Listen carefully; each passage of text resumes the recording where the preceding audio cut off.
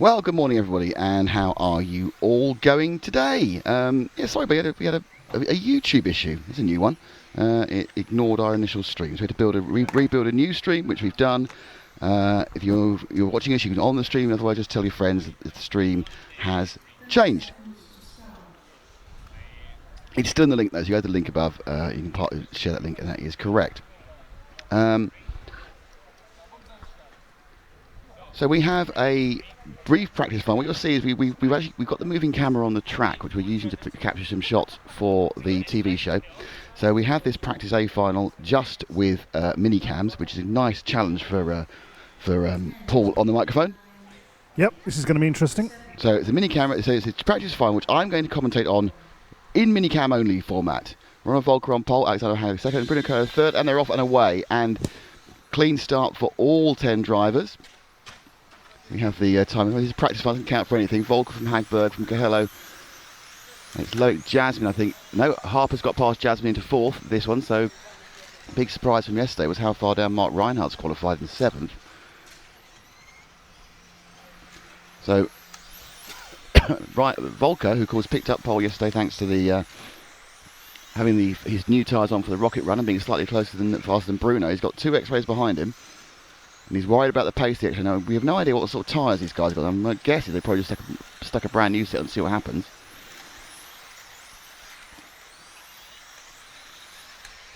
So they go down. The top 3 are broken away. So it is as we expected. It's Volker, Hagberg, Cahello, and then behind them by a little way. Now Hagberg looks up the inside.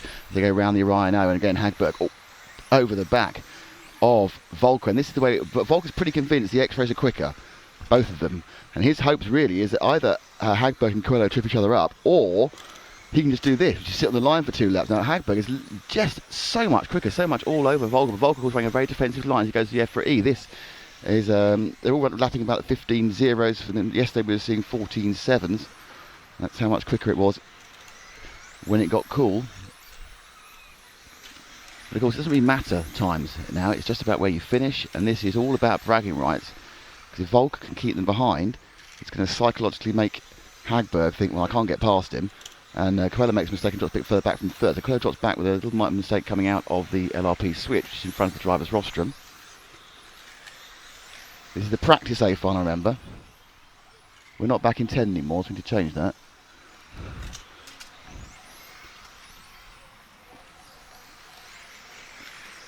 And it's still Volker from... Don't worry about it now, Paul. Still Volker from Hagberg. And the interesting thing is that Volker and Hagberg, they're sort of backing themselves up. Certainly they're backing themselves up. And more importantly, Harper now has got much closer to Cahello. Behind him, Yasmin rolls out of 5th. That's low at Yasmin. And he seems to have let Martin Hoodie, who's doing well, up into 5th place. Again, this is just for bragging rights. As you can see, Hagberg in the X-ray trying everything to get past the Yakomo Volker. But at the moment, Volker is doing what he's going to need to do for at least 2 finals. That's just he comes up the inside there, coming towards us, and he just can't make the turn for the Montec hairpin. And they're powering down the main straight.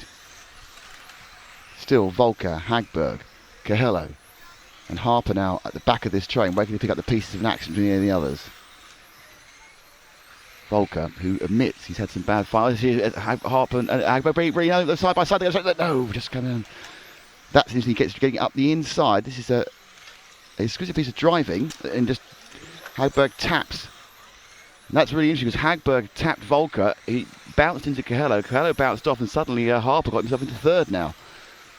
So whether Harper can do this in the main final is, and again, Cahello trying to get past Harper hits the side. But basically, everyone's been backed up by Volker and by Hagberg's desperate attempts to try and get past him, which is not, again, it's only a practice final. I'm not sure how important this is, but they are trying everything they know. As the dogs go off barking again, we are 3:30 down, 1:30 to go in the practice final. And Volker's done exactly what he needs to do in the real thing, coming up in about an hour and a half's time. Because actually, going just about an hour and 40 minutes time. First modified A final is scheduled for 12:40. First stock A final is scheduled for 12:10 local time. It's an hour later, of course, in Central Europe. Now, already Hagberg's got back onto Volker, but he's lacking some of the earlier aggression. effectively, Volker is going to have to, for 10 minutes, the first 2 finals at least, and that's not going to count because he's tipped in, he waits and lets him through again. And now all 4 cars are together in a train because effectively Volker is running to a pace where he can keep on the line and keep everyone back. So this is a portent of what we're going to see in the finals. And Hagberg makes a mistake, slides out, and if that had been a final, he upsets anything, but it doesn't matter. Cahello, who's got past Harper and possibly Hagberg may well do now as well. Notice now it's still Cahello in second, but he's a long way back from Volker with 2 laps to go. So on the penultimate lap now, Volker leading by, well, you can see about half a second, which is an incredibly comfortable lead. Hagberg made a mistake about 4 laps out. Doesn't matter, it's a practice final, but obviously it's all about the brags. There they go.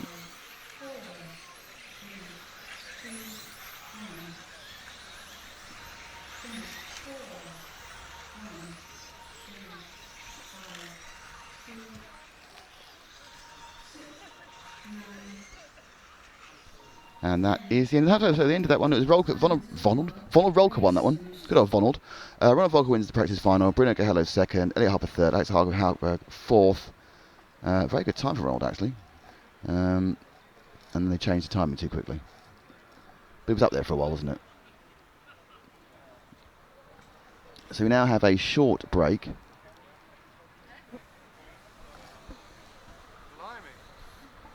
And Matt says, blimey. We said, Matt, Paul's trying to work out how to change the typing. You done it? All right, it's fun. Let's bring back Matt, because Matt, who was responsible for the world's greatest introduction that no one heard because our first stream went wrong. Would you like to redo your introduction? It's just too late now. It's too late now. Oh, okay. Moment's passed. It has, you're right. But that was a good final. That was if the real thing's anything like that. I think that's going to be amazing. My feeling is that's morning, Dave Ravy. I think that's what we're going to see, if I'm honest. I think that is going to be the shape of things to come. But I think Hagberg also realised what happens when you push too hard and it goes wrong, and then he had to give up 3 positions. So, according to this, the finals start in 24 minutes' time. At 20 past 11. We're currently at 5 to 11 local time. We're going to swap some cameras around after we had some action. So yeah, what we're doing there is, we as you know, RC Racing TV is also, it's not just live stream, it's also the TV show, which is on motors and of course all around Europe, and now in North and South America as well, and also on the web. And Matt was getting some clever little pictures for us to throw into that part of the show on the special camera. So now we're going to go back to the main camera again, and we have 20 minutes of excitement to fill. Because boy, we intended to be on the air 15 minutes ago with 2 other races, but didn't happen. You're going to do some chatting with me. Come on, help me out. My voice is weak as it is. Do we need to talk? Yes. You know you need to talk. It's good to talk, you know that. R.I.P. Who's dead? Who's dead? I said R.I.P. Bob Hoskins. Oh right, yeah, okay. Wasn't that Fun? Was that Maureen Lipman? Is she dead? No, but she did It's Good to Talk with the BT adverts. No, Bob Hoskins started it. No, he did On the Move, the reading thing. Bob Hoskins did It's Good to Talk. Oh, well. It's good to talk. Is it good to talk? No. Yeah, you do. I think, actually, no. So, what are we saying then? You're saying Bob Hoskins didn't do It's Good to Talk, the BT advert? I'm saying I don't believe that Bob Hoskins did It's Good to Talk, the BT advert. I think he did it, and then when they run out of money, they got Maureen Lipman to carry on the baton. So you're saying Maureen Lipman's cheap? A Hollywood film movie actor, yeah. A Hollywood film movie actor? Yeah, he was in Mario Brothers. He was? So there. He was in quite a few films, actually. He was in that film which Cher won an Oscar for. What is it? What? Cher won... No, she didn't win an Oscar for that. She won the Oscar for the one with Nicolas Cage, didn't she? But he was in a film with Cher called Mermaids. Roger Rabbit. Oh, that was his most famous Who one, yeah. framed Roger Rabbit? Now, and you can tell it's an RC Racing TV show where we've got a slight break. We're now talking about the career of Bob Hoskins, who has, to my knowledge, never picked up a transmitter in his life. I met him once. Did you? Yeah, I interviewed him. What, for your special show in my special show, yeah. I mean, who got the special show? My award-winning special show. Matt's wife Romana's with us this weekend, which is lovely, mainly because she buys all the beer. She's not with us, is she? She's by the pool. Yeah, she's having a nice time. But more importantly, not too bad, but she tells us all the stories about Matt before we knew him. When he was cool. The man she fell in love with. Rather than the husk she's left with. Yeah. and she blames you for that. I don't blame her. Right, I'm going to put microphones because I'm going to go for a wandabout. Okay. So, Good plan. thank you. But you're going to need headphones to Are you hear going to me. go on the bench? I don't know about the bench because I don't know how many people want to move. I'm going to go and talk to people, so you need to be able to hear what I'm saying so we can converse for a few minutes. And Paul can follow me if I get anywhere in vision. Can you do one thing that would be quite cool? Yeah. Is if you doorstep Robert from Yokomo. He doesn't like talking. No, he will talk, Yeah. but he just didn't want the pomp and circumstance Well, I guess he's of coming to sit on the bench with you. He He's- doesn't want to sit on a bench with you, but he'll talk. Yeah, but my guess is he's probably sitting mending in the car. No, he's not mending anything. They've got mechanics for that. He's just kind of being a dude. Being a dude. Yeah, so right. you just say hello to him. Okay, I will do. I see him. It's American that's come all the way from America to watch the Euros. It's good because it shows it's an important event. An American from America has come to watch the Euros. Okay, right. As you can tell by the I shushing. believe he's American anyway. Yeah. Okay. As you can hear from the shushing, I'm underneath the rostrum now. I say hello to our for our 4 French friends who also stay with us in the hotel. And I'm now in the other area, which I believe is where I would normally find Mr. Ito. There he is. There's Robert. I'm going to grab a word. He's donning a set of tyres. He's sitting next to Martin Hoffer. Good news about Martin Hoffer. What's the good news? Is he donning a hat? He's wearing the hat. It's a good look hat. Martin Hoffer has the finals hat. Let's see if I can just have a quick Robert. Right. Oh, No quick word. Oh, look, we're fine. Okay, here we are. You're absolutely right. We grab Robert here. Now, tell me where the post is, so I don't stand in front of the post. come to the blue barrel. All right, we need to just walk a little further forward, just as far as there. Yeah. That's it. Is that good? That's great.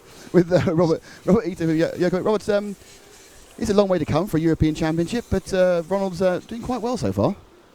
He's doing the best he can. Yesterday he did a good job securing pole with a good run in the end. So obviously on this track, I think TQ's pretty important just because of the layout. It's pretty technical. It's hard to pass. So hopefully in the mains, you can get it done.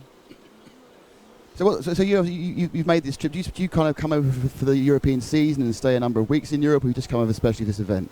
No. For every European race we do make the trip over. Unfortunately, we're not based here, so it's something we have to do. But it's worth it. You come over, you see what's going on and what the racing scene's like, and you learn quite a bit. And of course, you managed to secure the World Championship last year for touring cars. To our surprise, with Naoto, not with Ronald. Was that a surprise to you that Naoto won it rather than Ronald? Not necessarily. It does happen. You see guys switching teams all the time, so it's something that does happen in the racing scene. So it's something we do expect sometimes, and especially after you win a world, you do gain some leverage. So we see that time to time. Yeah. Talk about other electric events. Of course, it's the big off-road event, and the Yokomo team pretty strong. We particularly, obviously, like Lee Martin, back at the Atabi Arena on the green stuff rather than the dirt.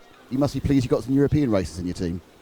Definitely. Especially the UK guys. They're always strong on AstroTurf. It's their home surface. So obviously Lee's going to feel pretty comfortable at the Worlds. It's something he's familiar with. So, but obviously, there are other UK drivers that are just as equally as strong. And you have some other Europeans that are strong as well. So you can never count out the Americans. So it'll be a good one, I think.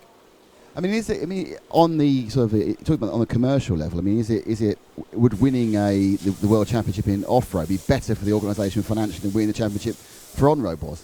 Definitely we're in it to win every race we enter. We're not here to lose. So, but commercially, yeah, certainly. Yokomo started off as an off-road company, so to win a Worlds in off-road would mean a lot to us. So we're definitely going to give it our best. How much development is going on those cars right now, and how much development is going on all the cars? Because it seems to me that there's certainly looking at touring cars, and even now actually looking at the off-road scene, it's become what we call sharpening the razor blade. There's no new ideas. So is there any big new developments, or are you literally just trying to make one little sort of mounting point stronger? It's like one of those things. It's really difficult to reinvent the wheel. But it's, as with anything, we're always continuing developing and trying to refine the product. And the racing is what helps us do that. So that's kind of the reason why we do race a lot. It does help us improve the product. But as far as, making big steps, It is riskier that way. So I think with any company, I think a lot of the times we do tend to refine in smaller bits. But is it important to have? I mean, you look at yourselves and several other manufacturers, and they'll have say a BDO7, and then you'll bring out 4 or 5 versions of the BDO7 before you then go right. Okay, now it's the BDO8. Do you see a big spike in sales when you change the number of the car, or do racers kind of buy a new chassis every year and will buy the next year's iteration? It's difficult to say. I mean, the racing market isn't as big as, let's say, the general RC market. And so when we do release products that do evolve in small increments, I mean, you don't see the big spike as you would with a completely revamped model. That's for sure. So give us an idea of, you said you must have been across here many times already for the various ETS and European events and Trade America. So how many air miles have you got? How many air miles do you have? You must have the best frequent flyer around. I mean, we do log a lot of miles, but I mean, you're still stuck in coach most of the time. So, I mean, the novelty of traveling does wear off pretty quick. But it's great. Once you get to the location, it's great to meet new people, the great locations, and it's a lot of fun. You like us? You kind of walk out the terminal a bit depressed, but as soon as you get to the track, it's like, we're at a track, fantastic. It's true. And I think a lot of the depression does come from the traveling. But once you do get to the venue, you see your friends and people yeah, it's a lot of fun. Well, I'm sure it might be more fun in a couple of hours' time because you might have a European Championship, but who knows? Thanks for talking to us. Thank you.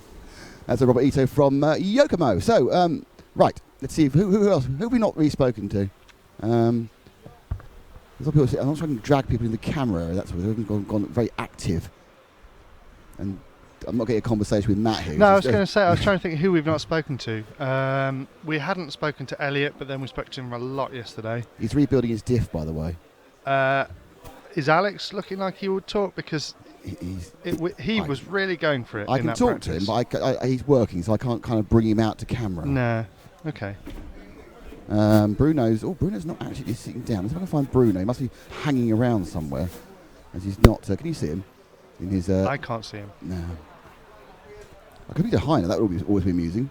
Once we got an active enough bleep button for Heiner. Heiner should be quite interesting. Yeah. Do you know what?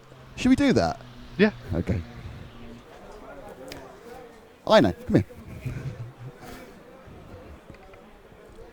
Now, Heiner, I don't think we've ever spoken to you live before on RCTV, though we have spoken to you millions of times.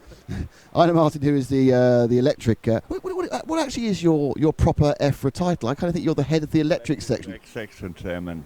I got it right. Go me with mine. So, Heiner, you've been traveling to events for as long as I can remember, which is like 7 years. How long have you been part of the EFRA team? I don't remember. I'm in the executive committee. I was 10 years and I quit for EFRA job. And then I went back, I think, 6 years now. What do you feel? Do you feel about the state of the electric racing across EFRA, both the 12th, the 10th, and the off-road? Do you think it's strong, or do you think there are challenges? No, it is going down a little bit. We had some ideas here, discussed it with team managers, and I think we will do something at the AGM, asking the federations for their proposals to race electric racing, because it is, we also have the problem of 1.8. We must do something in 1.8 electric track. But you have all over Europe, the rules are very, very difficult to handle it to one thing. I mean, it's interesting. Really. I mean, many series are out there, and they may say they have a more relaxed set of rules, but actually they just use the EFRA rules and then pretend that they're more relaxed. We were too late with 1.8 electric tracks, so the countries have done their own thing, and most of them has adopted the gas car rules. Let's see. Do you still enjoy coming to all these trips around Europe? Is it still a good fun for you? Yes. It is. Portugal is a nice country. So it was in Spain last year, also a nice country. So that's okay. even when we have difficult days like yesterday. Yeah, but I think the pre-practice days with the rain was more difficult than yesterday, because something can happen anyway. So we have to find a solution. We had found some solution. I think most of the drivers agree with that one. So that can happen every time. Ina, thank you very much. It's lovely to talk about Ina Martin, who is the electric section chairman. I'm now wandering around like a little lost puppy. Very good. Is referee Javier there? I spoke to him at one of the B Euros earlier in the year, and he's a great guy to talk to. Referee Javier. Oddly, I saw him before I nipped across. Oh, there's referee Javier. Here we go. Referee Javier. Let's. Referee Javier, come with us. Haha. Yes, we're having a bit of tour. Well, that first that practice day final was something, wasn't it? Yeah, I think that it was a very good practice, and the A final in modified is very, very, very close, and I think that all people will watch a very, very good final. Yep. Now you're the referee, and basically what happens with the referee is if you get it right, no one says anything. Yeah. If you get it wrong, boom. Yes, normally the good when you are a good job as a referee job is like when any people speak about you. When all people speak about you or your decision, okay, could be a little bit difficult for me and for the referee jobs. So when you're looking at the A final, I mean, how do you just really concentrate on what's going on in the first 2 or 3 positions? Is that really where the only place your focus can be? Yes, we were with my college referee a small meeting this morning, and I followed the first part of the race, and my other referee followed the back of the race. And of course, this is a track that is very difficult to overtake, and when the car go to the corner in the first position, we have very difficult to overtake, and we will see a difficult race for us, but okay, could be. I think it's a funny race for all people. Yeah, I mean, we saw in this practice final a couple of times when the cars came together at the hairpin. It was quite obvious that the second car had hit the first car, and Alex waited one time and everything else. But they're looking like they might try and get past through that complex there when they're going to be side by side in door handling. Sorry, door handling is what we call it in the UK. How do you judge what's a fair, in football terms, what's a shoulder-to-shoulder barge and what's a trip, It's a most important point for the referee because it's so difficult to take a decision if a penalty or not. Normally, if it's so clear for the referees, you say or you can make a penalty. But in the other hand, in these classes, people are so clean and normally when I see a strange situation, normally the people wait and take the position to the drivers. And of course, in the other hand, it's one of the most important points for us. It's very difficult to make a decision, but when you are in the race, you can see one action is clear or the other action is no more clear. I mean, the interesting thing is, often those incidents that happen, and not so much in electric, but some of the other classes. I mean, do you get a lot of post-race protests where people go, that guy overtook me wrongly, or is it only the protests only happen about things that happen? So I'm saying, do you get a lot of protests from the drivers, or is it kind of generally accepted? Our decision normally are accepted, but in some cases, and the last week we have an 1/8 scale on Etlingen. Maybe when you take a decision and it's not good for all drivers. And normally one driver are concerned or making a little protest, but our decision are taken in the moment, and they can make a protest for that. But I don't have it. We'll try not to put up any highlight replays. We got ourselves in trouble by cutting out a piece of clip from the 1/8 off-road Euros, but yeah, I mean it's interesting because obviously I suppose we kind of add to the debate really, because of course in days gone by, the race would happen, that's gone. 100 people, 80 people would have seen it. Now several thousand will see it, and they'll all have a comment. Yeah, yeah, of course. Now with your work on the TV, you can watch the images again, and you can see. Okay, maybe it's like a football, no? Okay. Normally we have, for example, you have a program of the TV like a football. We have 10 people on the table, 5 agree, 5 did not agree, and but okay, this is our tax, and it's good. And so Javier, you travel around Europe as an EFRA referee. How did you? I mean, you are probably quite a lot younger than most of the EFRA people. I mean, how did you get into this role? But all my life are involved in the races. Like I have 36 years only. Wow, well, that's young. But I think I don't remember 2001 my first race as a second referee. But all my life I like very much this job. Only all kind of races would be a referee, and really I like this world, and I'm very identified with the EFRA meeting, with the EFRA races, and I like the work. And I think of course we need to improve a lot of things, but okay, we will see in the future. But I like very much this work. We like having you here. Thanks, Javier. Thanks a lot. Cheers. So I think we're about 5 or 6 minutes away from racing getting underway again, and I can just say right now that standing out in the sun is not pleasant. It's not, is it? Have you seen how drippy I am? You can probably say in high. I just thought, do you realise that we've actually made a bit of a faux pas?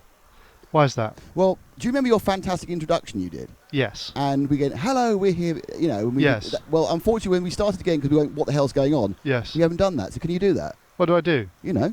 Hello. All our friends. Oh, all of our friends, yeah. Well, yes, here we are at the track at Torres Novas for the 10th ISTC European Championship in 2 classes, in Spec and in Mod. That is the standard setup and electronics, and modified where anything goes. And they're the big fast boys, and both of these events are being covered at the same time. We still have some more practice finals to go, I believe. Huh? No, that's the end of the practice finals, so soon we're going to get underway with the low finals. And we'd like to thank LRP, Team Orion, Durango and the DETC 410, and Montec, and of course EFRA. We've just spoken to the EFRA chairman, and we've just spoken to the EFRA referee. Both very nice people, and how good it is to be here. it is. Though they could turn the heat down slightly. That would be nice. Yes. Oh dear. I do love a clean start of the day. But it's your fault, Why is that? Because you said it never goes completely smoothly. Well, it There's doesn't, always does something. it? And yesterday we had the power cut, which I thought was a something. And this time we had the first time where YouTube didn't work properly. Always be prepared Yes. for something. Now, I would like you to... Can you just check in on the comments, actually? Just have a little check on the YouTube comments. Hang On the YouTube stream. How's that looking? Oh, right. It was Bob Hoskins who did It's Good to Talk. Maureen Lippman did BT. Davey Ravy backing up. You sat there with a smug Davey look. Ravy. You sat there with like you already knew what was on the comments. And good morning, morning to James Parry. How are you? Whilst he's decorating. Is he decorating? What's he decorating? You guys point out, you two are incredibly domesticated. You had a week of holiday of doing DIY. Yeah. And I've seen the pictures of Mr. Parry renovating his garden with like heavy lifting and actual work, and now he's decorating. Yeah. Amazing. That's probably something you did in your 30s. Yeah, you're right, actually. Yeah, it's a 30s thing. And then when you get a bit older... Get a man in. Get a man in. GALMI. Get a little man in. A little man? Yeah, they fit in better. Oh, okay, fine. So we're about to get underway with the C final, actually. First up will be the C final in Spec. Then the B final in Spec. And then the A final in Spec. There's no D finals? No, they've got 11 drivers in this heat. Ah, they've consolidated. They've consolidated the bottom race with an extra driver. Okay. Slightly concerned that Paul's nowhere to be seen. He's setting up a camera. Oh, he's very good, isn't he? So they're running early, which is not good. It's probably wise, isn't it? What, in case something... Well, that means they get an extra lunch in, doesn't it? All hell breaks loose. Yeah, we can have... Sub lunch and master lunch and extra lunch and we can lunch and enjoy a a half. few slices of malt loaf lunch. Yes, malt lunch. That's a good idea. Malt loaf. Malt loaf Saurine. lunch. Sorry, that's No. a kind of a link. So hello to everyone on the stream. Please carry on your gambling from yesterday if you're here to gamble. There's no money involved, obviously, and no one can win anything.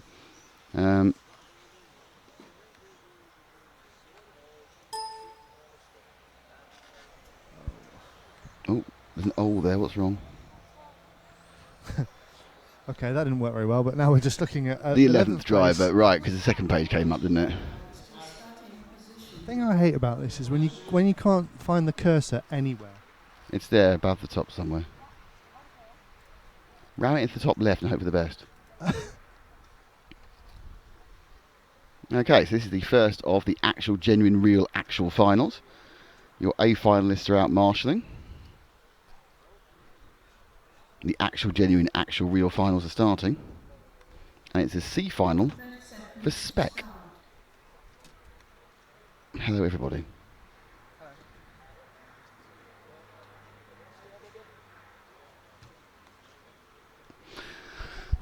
And away we're about to go.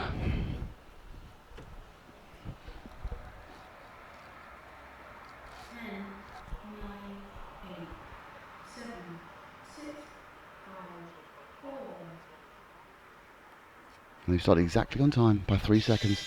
And off they go. So it's Jorge Halupa who will start in pole from Luis Carrera. And Carrera's already dropped down to 4th place looking there. So stick with... Oh, and an early accident. Have you turned on the replays? An early chance of replay fun there. And there's all happening at the back here. Let's look at that as it goes. And what's the net result is Chalupa is miles ahead. And there's 3 dead cars in the middle. So let's see that one again on the VRC Pro replay. There's Chalupa. And that's the accident. Ooh, all over the shop there, and they pick up a piece of that for several weeks. So thanks to VRC Pro, who are a replay sponsor. So, where are we on the track with the leader? And he is down the straight. First from second is quite a reasonable distance. And in fact, they've all managed, because of those accidents, they're all now spread out by a reasonable distance. And it's Luis Carrera who's picked up the lead from Frederic Santos and then Patrick Dos Santos. Jorge Chalupa's gone from first to last. So he must be involved in that accident. So our pink car is in fact Luis Carrera, and his lead is staying consistent to Frederic Santos. He's pulling out. This is a battle for 3rd and 4th, Paul, between the 8 car and the... Oh no, it was there. Oh, and the 5 car, which was Dos Santos and I think the 6 car, Gerald Vimy. We got that one? Okay. So that didn't really kind of pick up. So where this is the one in these finals where they've all split up. 0 and 9 are together. You got the orange and the green. This is the top battle for 5th in the C final. The 0 car and the 9 car. So that is the Jean-Pierre Rab in the 10 and Rudy Amaral. So Amaral on the green car, looking to get past Rabe. It's Portugal. Oh, and it helps when you actually just turn for a corner and the corner isn't actually there. That's the sort of move I've been known to make. So our leader now is up and amongst the Lapparies. And he's the pink car. Second is the blue and white car. Let's pick up, for no other reason than we can, let's pick up third, number 6, about to go into the EFRA E. And that is the 3rd place man of Vidi Gimard, the Frenchman. And he is, interestingly, Luis Carrera is putting in massively faster laps than anybody else. He's about 3/10 faster. If we carry on trying to protect ourselves from the sun. Bit of a losing battle, that one, I think. There is a reasonably pleasant light breeze at the moment.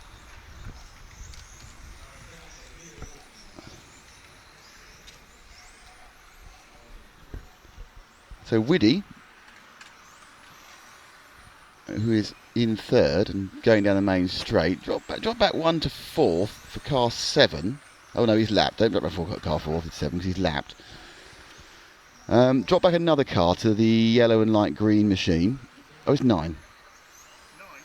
No, these next two, the 8 and the 0 again are now battling. They are battling position. It's Patrick Dos Santos, and he's already been overtaken by Jean-Pierre Ribet. So Dos Santos wasn't very interested in staying in whichever position he was in. Has dropped back.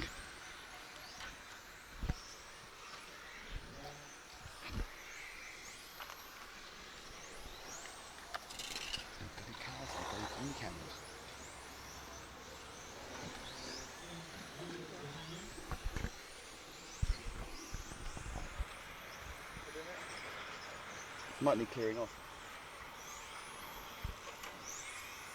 That one's the key one.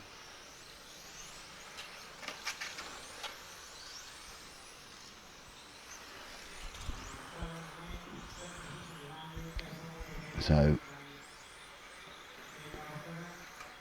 they're coming towards now. They are 3:46 into this one. It is Luis Carrera from Frederic Santos from Willie Jamard, Rudy Amaral.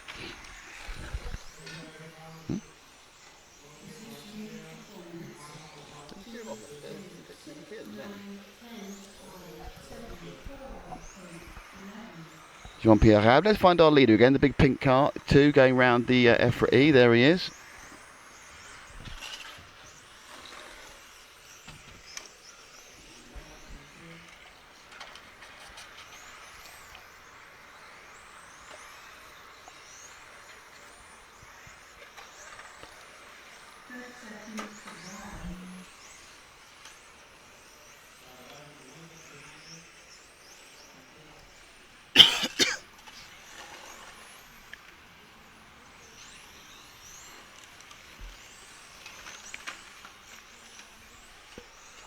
So dealing with traffic quite nicely was Carrello in this first heat.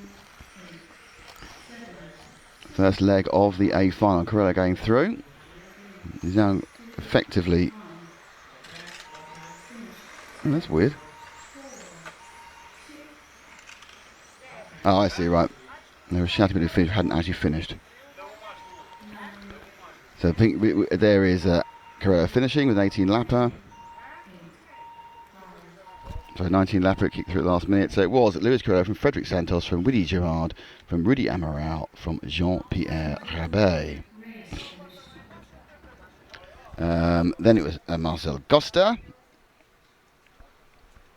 Marcio Costa. Okay, so our next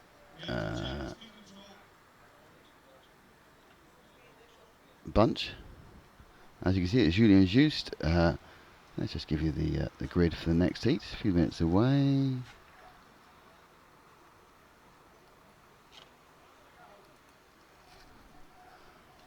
And so there is 11th driver in this one as well. So it's Julien Juste in 1, Helder Silva in 2, Pedro Canastra in 3, Jose Figueiredo in 4, Aurélien Rivard in 5, Rui de Almeida in 6, Bartek Zambruski in 7, Jorge Simones in 8, Hal Hardem in 9, Johan Bukowski in 10, and Goncalo Alves in 11. So they have 11 in both of the first 2 finals, and there'll be 10 in the A finals coming up in about 10 minutes' time for the stock.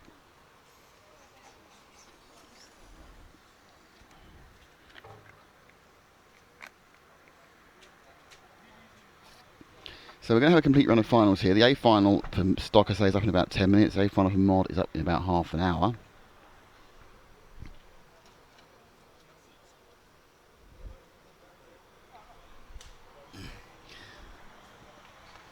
So that's up in about half an hour.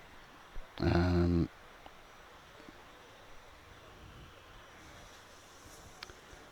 then there's going to be a break, unsurprisingly, because we're in Portugal. There'll be a lunch break of, I think, probably an hour, because why wouldn't you? And then we come back with 2 rounds of finals. Yeah, so after this first set of finals, there is indeed a break of a stunning 1 hour and 15 minutes. An hour and 15-minute lunch break. And then the second round of finals get underway at 20 to 2 and run all the way through without stopping, really. Very brief break between heats 2 and 3, and then they go around all the way to just after, about 4 o'clock. So it's about 10 to 4, quarter to 4, the final A final will go. Hopefully we'll need it to find out who's the champion. But you don't know, do you? But it's, I hope you're going to enjoy the Saturday afternoon with us. Obviously, if you're going to be for something, don't forget the archive will be available. Well, it's actually available pretty much live as it is. You can go back 4 hours whilst we're still broadcasting. And then once we finish broadcasting, have the whole day. And the day, this is quite a short day, so it won't take long to be up there in full HD quality. Now we've finally got the correct feed on. So this is the B final, which they're spottering about with.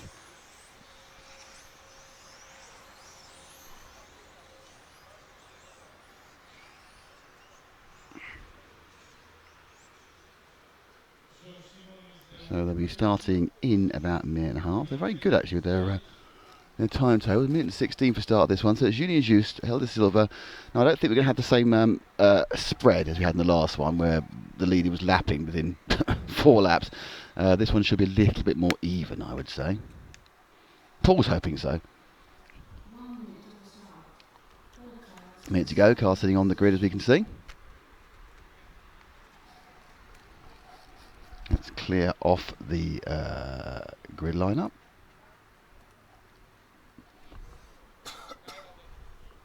Apologies for my cough today, I don't know where it's come from.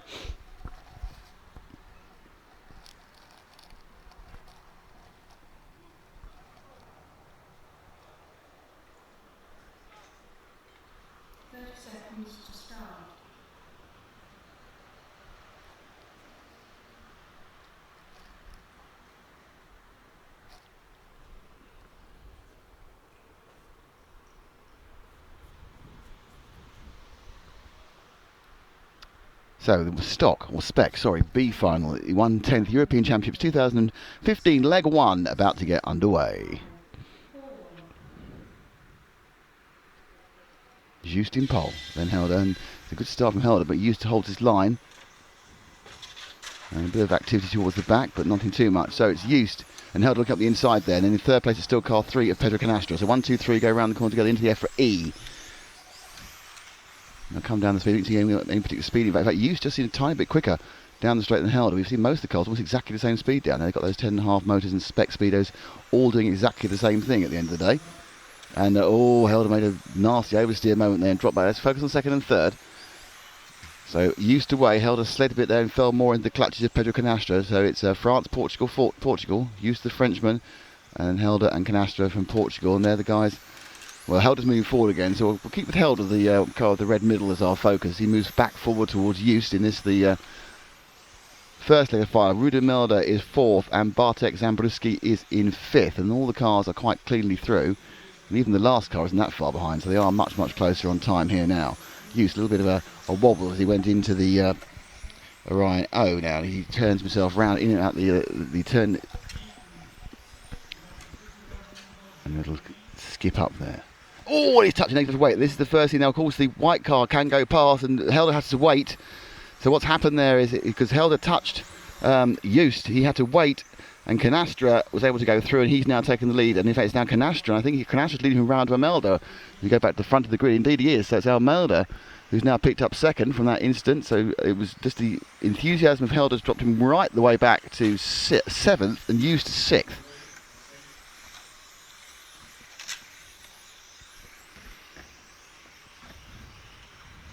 So now, can't believe his luck, Pedro Canastra leading.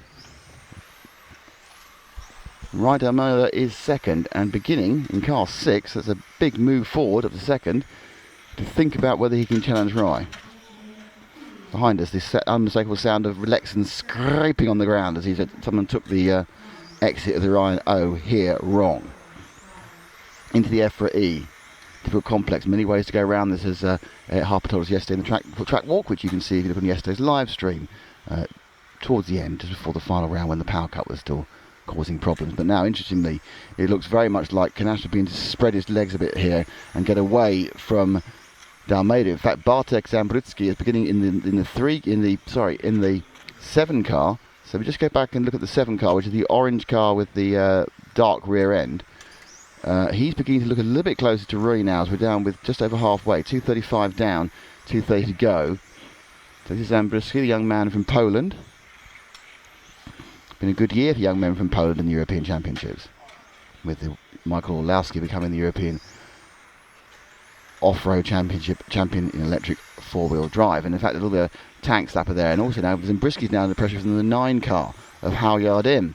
So now it's this battle for third, actually, Yardim and Zambruski battle. And we're now 3:10 down, 1:50 to go. And who's that? Julian Used and Helder came back in this battle. So the boys who were at the front all those time ago before they came together. And so Used now looking up the backside of the light purple car, the number 9 of Hao Yardim. They turn around the Orion O, and in fact, Yardim is both attacking and being attacked. He's trying to get past Bartek at the same time he's trying to hold off Julian. And Used very quick towards the back end of the straight there, gains a good yard, or sorry, a metre I should say, shouldn't I, on Yardim, who's now looking at the end of Bartek. Used looking both ways, they come into the Orion O, and he's going to get there. Oh, that's got to be interesting. What happened then? It's Helder's going to get through. They go to the who's coming out, and it's Used who comes out then. Helder comes out third. On a little coming together, kind of shuffle the positions, and Use now gets a chance to get through. Only into fourth, but now a chance at a clear run at Bartek. Terrible problems with car 8 of Jorge Simones, I'm afraid. Still, Pedro Canastra out leading. Rademacher second. Zambruski is third. And we're now with the battle for fourth, which was the battle for first a few minutes ago. Down to the last 45 seconds. Just and unless we got that earlier replay. Let's see what's going on now. So Just and Breda.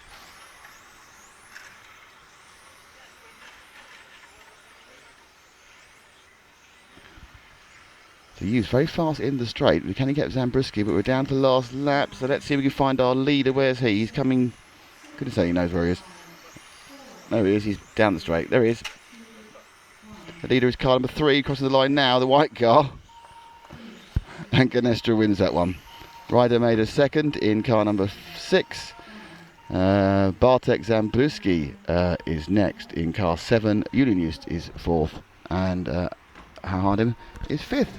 So quite a good race again there. Interesting there, the really key point, that was a few laps in, when Helder made a move on Joost coming through the RP switch in front of the driver's rostrum, hit him, had to wait because the rest of the cars don't have to wait, and through went all the rest of the cars. So a good result indeed for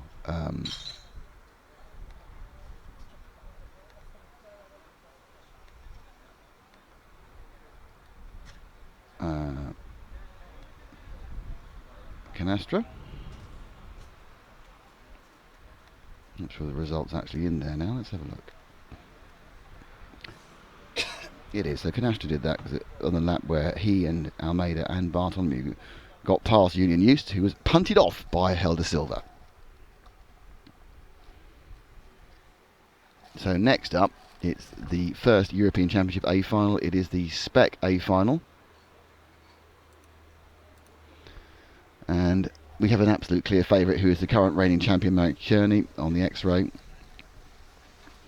Jan Rothinski is in number 2, Jeremy Delorme 3, Mike Gosvig in 4, Pierre Delorme is 5, Tony Street is 6, Jean Delorme is 7, Martin Hoffer is 8, Aaron Rose is 9, and Steve Favell, who's a junior, so he will win the junior championship in Spec, because he's the only junior in the A final, is in 10. Merck won the first 3 qualifying rounds yesterday there were 5 qualifying rounds within Spec, only 4 within Modified because the power cut took away one of the rounds of Mod. Czerny TQ'd those first 3 rounds, and therefore got pole. Rothiski won a round and Gosvig won a round, but Jeremy Delondra was the most consistent of those drivers.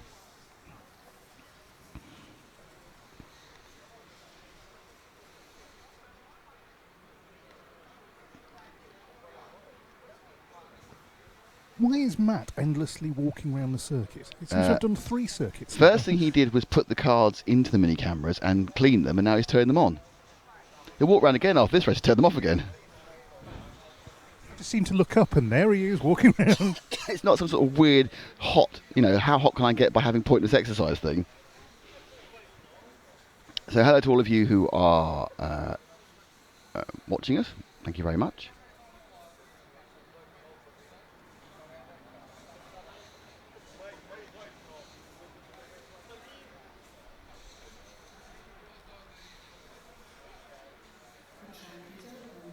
And the track is open. And Matt's back from his second lap of the track, this time to turn them on. We've got another lap next time to turn them off again. And he gets it down for 10 minutes. How good's that? So, can you see anyone than Marek Czerny winning this one?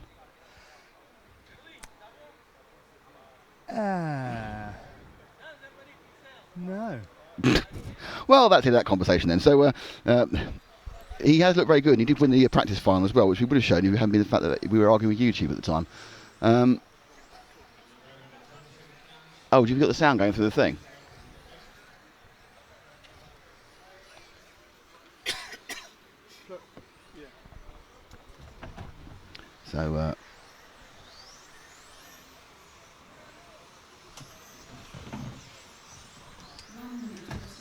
So So it's a minute to the start.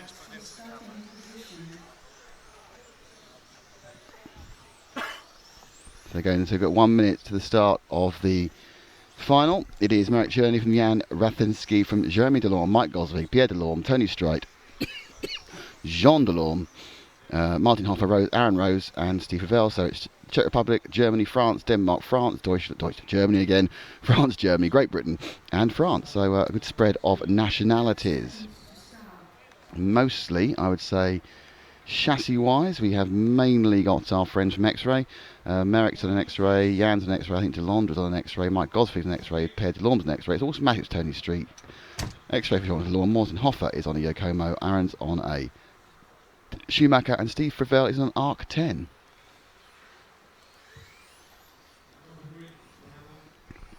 We are all in position, apparently wired up correctly, which is remarkable. I won't say it. Good, thank you. Please don't say it.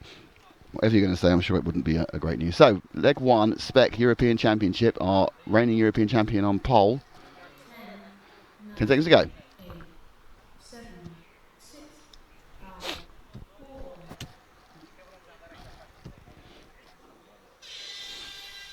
And away there it go. And it's a good start, in fact, for the hot top 3. In fact, I think that was pretty much top 5. No, just a move there by, I think, DeLorme to get past Gosvig. No, it has gone 1, 2, 3, 4, 5 as they go round. So it is in order of Marek Czerny, Jan Rafalski, and Jeremy DeLorme. They come down to him, and already a slight gap as Czerny begins to gap. So let's look at the second and third battle that seems a little more active at the moment, which is the Rafalski and DeLorme. Still, Rafalski slightly ahead of DeLorme, and in fact, they're now contending behind him with 4th and 5th of Gosvig and Pierre Delorme also now, so they're looking for an outside run. Czerny not getting away, but he's comfortably ahead. Oh, and just tipped. No, was that a tip? I don't know. I think it was, that might have been a little bit of good over sportsmanship there by Delondre, dropping him down, and that's the end of his run because he's upside down on his back. As Delondre crashes, I think, slightly off camera. So the big battle now is 2nd, 3rd, and 4th. The gap's open up from Gosvig because Rafalski got a bit of a wobble on, or was tapped very lightly coming at this point here, the LRP switch. But it does mean that we now have Pierre Delorme on the Delorme brothers into 3rd. And obviously the cherry brand he had in the hotel last night, not slowing him down. And Rafalski is in 2nd, but away is Marek Czerny from the Czech Republic. So the battle is very much for 2nd, 3rd, and 4th, and it's Mike Gosvig in 4th with the yellow nose. So I think all 3 of these cars are X-Rays. Very popular within the stock class. And they go up the way now.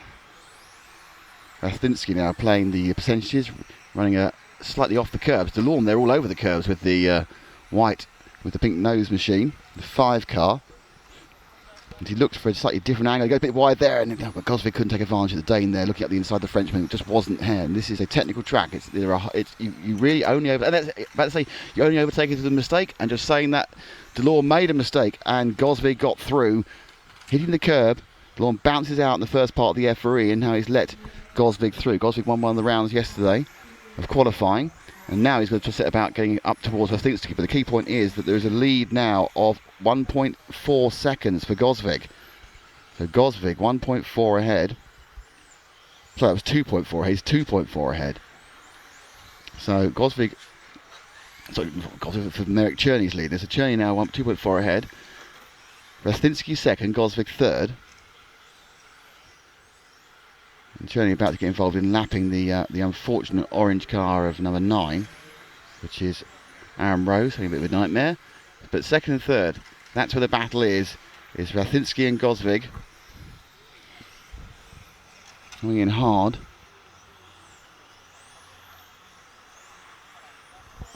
Oh, and there we are, right behind. We're very careful. It's the clean pass, that's the problem. Anyone can tap one and get past. We could all do Audi at the Oberschleben thing. It's wet, knock him out, Timo Scheider type job. But no, this has to be a clean pass. Through the LRP switch they go. Dropping ever more, dropping off Marek Czerny. He's picking up a couple of tenths a lap. These two guys are close enough, so I don't need to give you the gap. You can see the gap is as close as it can be without hitting each other. Now lap completed. We are 3:15 down, 1:45 to go. Gosvig is now coming through the Orion O. Really, he's looking for a mistake from Rafalski. Rafalski was a little bit tight on the O, but didn't unbalance the car as I go past the 3rd part of the EFRA. Down the straight, the speed is to the millimetre the same. Coming here, hard brake, turn left in the Montec hairpin and just almost just wiped the back there. Goswick very close, he came on a slightly different line. What's happened, of course, is because Rathinski's not going his maximum speed because he's trying to run a careful line, he's actually backing Goswick back into Delorme, who was a couple of seconds off after his own mistake. And Rathinski looks wide in, and he's now Rathinski's looking for a wide run in front of the driver's stand, trying to get more of a sweep in, hoping he can cut underneath Rathinski, though, is just picking the lines, and if he picks the lines, he probably won't have any problem. Don't forget, Mike Goswick out and Marek Goswick right at good grief, Nick, get English right. Marek Cherney out and away. Mike Goswick's in third, and it's Rathinski in second. So the number 2 car with the black tail from the number 4 car with the white tail, both X-Ray T415s. And behind them is the Delorme brother. It is Pierre Delorme. Oh, and that's the end for Goswick. He got too much curb and he rolled out. And that was the end of that battle. So suddenly I think he gets a bit of breathing space, but more importantly, Delorme gets his point back. Let's see that again with that battle in the VRC Pro replay. They come in through that, everything's fine now. Goswick he's looking for the inside line. You just can't take that much curb. And thanks to the VRC Pro replay showed exactly what went wrong for Mike Goswick then. He just came on a different line, thought I'll risk it, I'll take the curb, I need the position, and it's all gone wrong. But he dropped to 4th. So Delorme stays in 3rd. But now this is the last lap for everybody. Goswick is back to go down the straight. Paul, that's our leader going down the straight. Goswick there. Takes it nicely. Good win for Goswick. And in many ways, not a surprise. So Goswick wins from pole. Rathinski is second from second after a constant pressure from different drivers the whole time. Pierre Delorme is 3rd.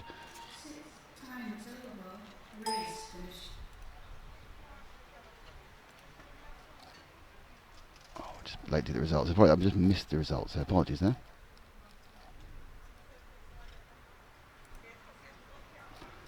So any second now we'll have the C final mod. Let me give you the results for that. I can give it to you in a second. Hold on.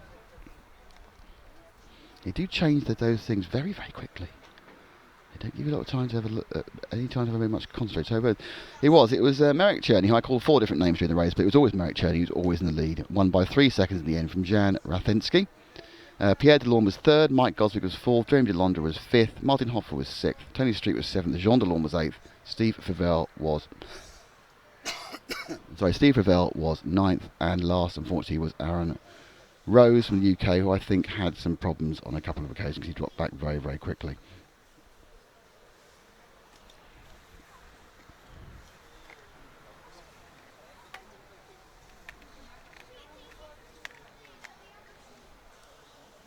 So a couple of minutes now after that first stock final, we've been in the modified with the modified C. And I can tell you who's in the modified C, 'cause I'm sure you're excited to know about that. 11 drivers in the modified C. Carlos Ferrado, Miko Tepenoja, Hal Martino, Manuel Wagner, Fernando Cordero, Javi Ferrando, Ethan DeWitt, the junior from Belgium, Andre Goncalves, Luis Cortez, Hal Gaio, and Fabio Barros will make up the running order for this one. As we move up now, about 20 minutes, well less than 20 minutes, about 18 minutes away, also 20 minutes away from the first of the modified A finals.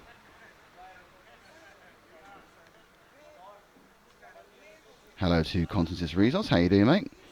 Good to see you. Hopefully everyone now is watching on the correct stream after the odd dead stream we had this morning. Very strange that was.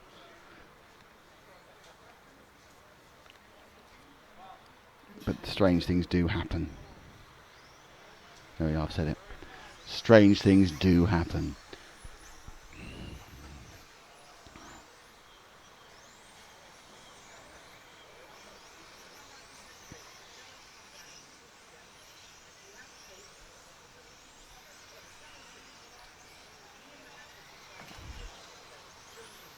And Matt's back from his 3rd lap. Well done, Matt. And he's brushing life off him. So Matt gets to sit down for a whole 10 minutes now.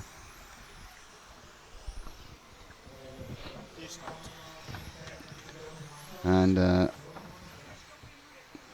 wasn't a bad final, was it? Apart from the person just getting away and going away without it. So Cherney won that one. Good battle behind him. And we now have the modified C, and then it's the modified B, and then it's the modified A. Oh, Hoffer hat spot. It's Hoffer hat spot. I need to clear the grid because we all need to see Martin Hoffer's hat. That is a man with style. He promises a finals day hat, and a finals day hat we have. I don't know if you can see, Paul, but one of the organisers over by the door to the cafe is wearing a Martin Hoffer tribute hat. He's now walking towards the dog enclosure. Can you see him? Yes, he's just there. Another hat. That's more a straw boatery type hat. No, but I think it's the same shape. Yeah, it is. You're right. It is the same. It is the same. It's the same shape, but it is a very different manufacturing material. And there's a race about to start. Not that really matters, but you know. Business time. Business time. This is the business end of the day. And they're off. And again, it looks like, I think, well, no, 1, 2, 3, 4 appear to have gone off in order. So that would be Ferrando, Tavieja, Martino and Wagner.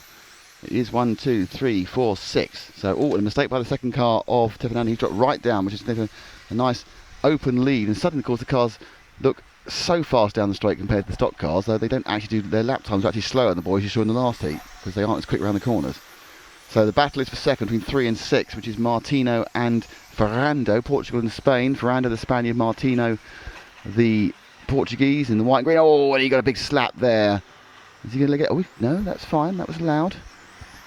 So the Spaniard gets past the Portuguese, and then behind now it's the recovering Mika Tepanoha from Finland. So a couple of Finns here. He's sprinting down the straight as well.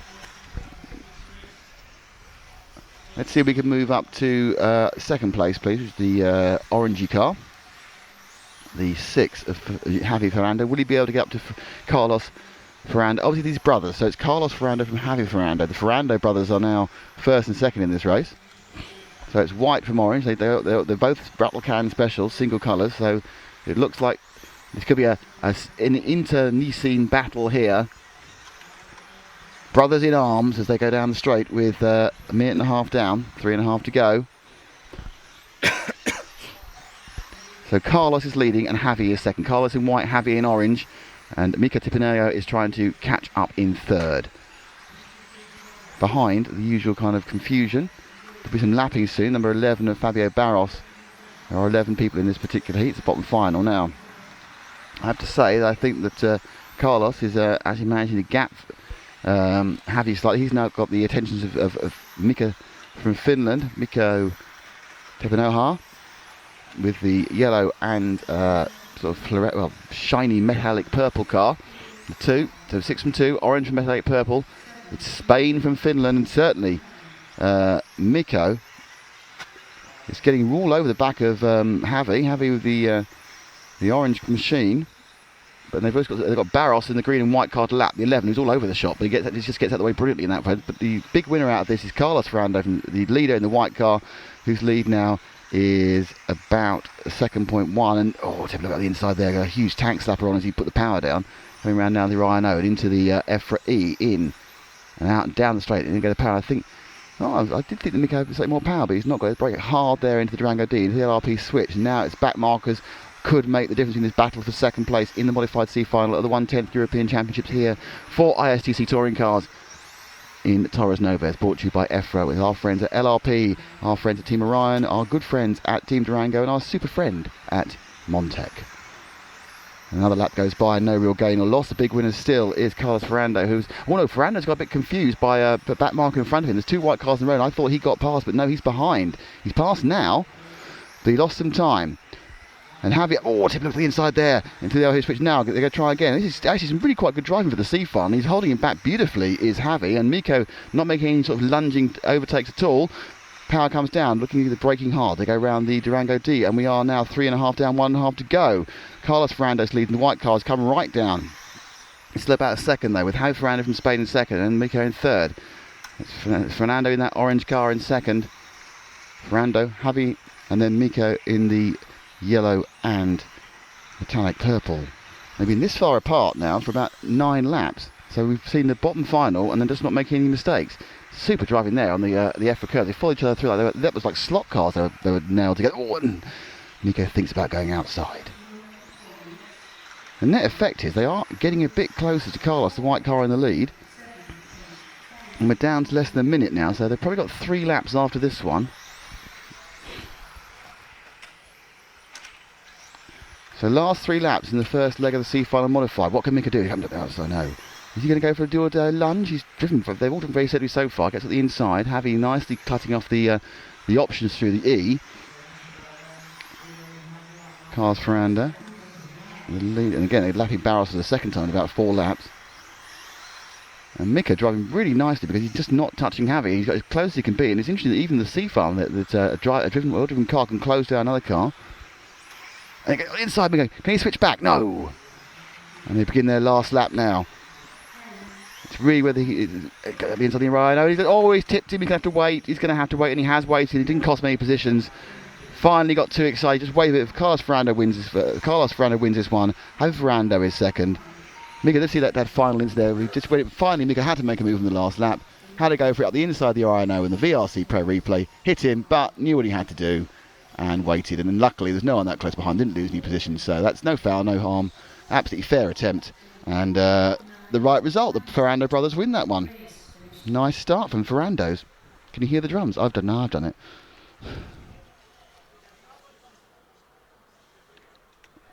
So we now move up to the modified B in a couple of moments.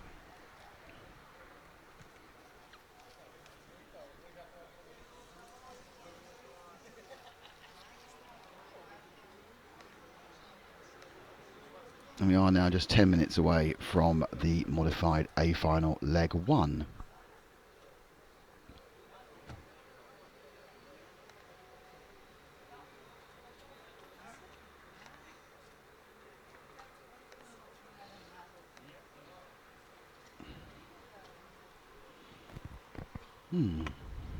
Some great racing action so far. It's a good point to thank LRP, Team Orion, Durango and the DETC 410 and Montec. Without those 4 companies, this broadcast wouldn't be possible, and there'd be nothing to film if it wasn't for EFRA. Go and check out EFRA.ws to find out more about this class of racing and see the gallery of photos and things that have been collected and the upcoming races that are governed by the European Federation of Radio Automobiles. Yes. Also, you should probably like them on Facebook. Yes, definitely like them on Facebook. Like them on Facebook. Oh, Facebook. Who's joined us? I think people may have been joining our Facebook group. I may be ignoring them. If you like them on Facebook, you get to see lots of extra up-to-the-minute bonus content submitted by the members of EFRA and people who take photos in and around the event. So it's a great way to keep up to date with things that are happening. And like them. Talking about Facebook, hello Mark Young. Hey Mark. We have people want to join us. Join the Facebook group. Well, what an honour. The RC Racing Facebook group will have, by the end of today, about 6,870 or 80 members. Speechless. You have a target for next weekend. Right. You have to get us over 7,000. Hit 7K. you have to push the hell out of the Facebook group next week in Turkey. I'm sure Adam will be fantastic at doing that. I wouldn't be at all surprised. Welcome to Mariana Mile. How are you? Hey Mariana. Italy. You are in the group. Hello to Andre Klink. Hello Andre, how are you? From Trier in Germany. Oh, how good it is to have Andre with us. You're not real. Bye. Yes, I am. The person who was... Hello to Alex Chaput, who proves he's real by having pictures of RC cars actually in his Facebook picture. Good man. Hello to Jakub Novak. Jakub Novak, who's friends with Bruno Coelho and Ollie Jeffries. That's a good combination. Jakub Novak lives in Prakartici, which I think probably is in either Czech Republic or Slovakia. He's in. Welcome to Demetrius Moyakas. Hello Demetrius, how are you? And he also has, what's he, that's a sort of fighter jet thing. You are very welcome to join the RC Racing TV Facebook group. And that gets more difficult now because it's not the ones I can just do without looking at them. Welcome to Marinos Nikolaide. How do you do? From Limassol in Cyprus.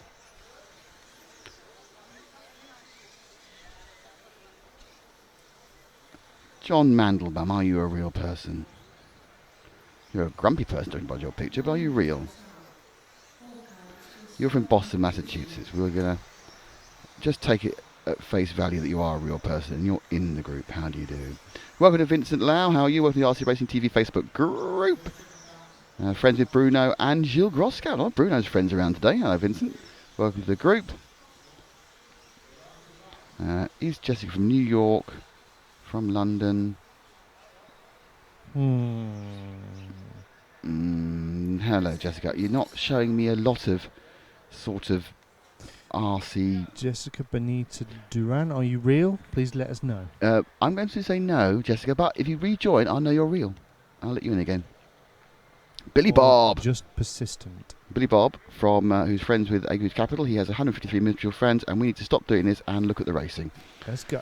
So it's Christopher Crapp in pole, David Perez second, Michael Lasky third, Francesco Martini fourth, David Ayabar fifth, Tim Wiles sixth, Thomas Figueron in seventh, Miguel Matthias in eighth, Cilla and Dye in ninth, and Joe Meloge is in 10th. And they're away, and Crapp will take it away. Unlucky BQer. He leads from a car behind him, which is David Perez, which is another one of these multicoloured cars, which in distance looks almost identical. So 1, 2, 3, 4, 5 have gone off in order. Good start from car 9 of Cyril and Dye up to 6th place, but in car 4 there of Francesco Martini makes a mistake. So the first second are battling really closely now, and it's very much for Perez to get past. He's a junior, Perez. He's looking to get up the inside of Christopher Crapp, former world's finalist. And Crapp now going through EFRA, and Perez all over the back of him. Crapp took a lot of curb as he goes on the main straight. Also joining the party in third is Michael Olowski, who's already got one European Championship this year. He won't get another one because they're in the B final. Interesting, I mean, he's a junior as well, of course. He's actually in the battle of the Junior Championship, I think, with Perez. So David Perez is the second car there, both white with multicoloured body shells, but there's a lot more orangey, dark orange in the Perez car. But Chris Crapp leading away with the Yakomo he's in, having moved away from years of Kyosho. Olowski, of course, on the Schumacher. In third, but being dropped. These two have got away. And it's going to be a lot of pressure as Perez. I'm sure it's just Perez, actually, because Spaniards get two surnames, their mother and their father. So it's Perez pushing Crapp. In fact, Crapp just got a little bit of breathing room as Perez just gains under braking. But that was a slight mistake by Perez. I mean, the Crapp now has just got himself away slightly. Now, can Perez close back up again as he sweeps now through the Rhino and into the EFRA E. They're all taking similar amounts of curb at the moment, which appears to be the de rigueur amount, but Crapp in that last lap gained about 4 tenths. This time round, it was exactly the same to the 100th.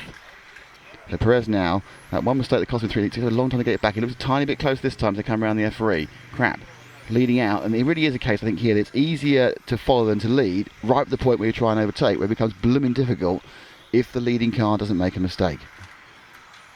A bit wide there. It didn't seem to cost him too much time. Perez was a bit wide coming through the Montec hairpin there. But he is slowly, as you can see.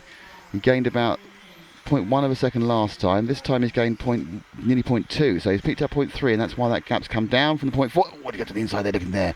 So Perez all over the back of Crapp there. Crapp in the leading car in the 1, Perez in the 2.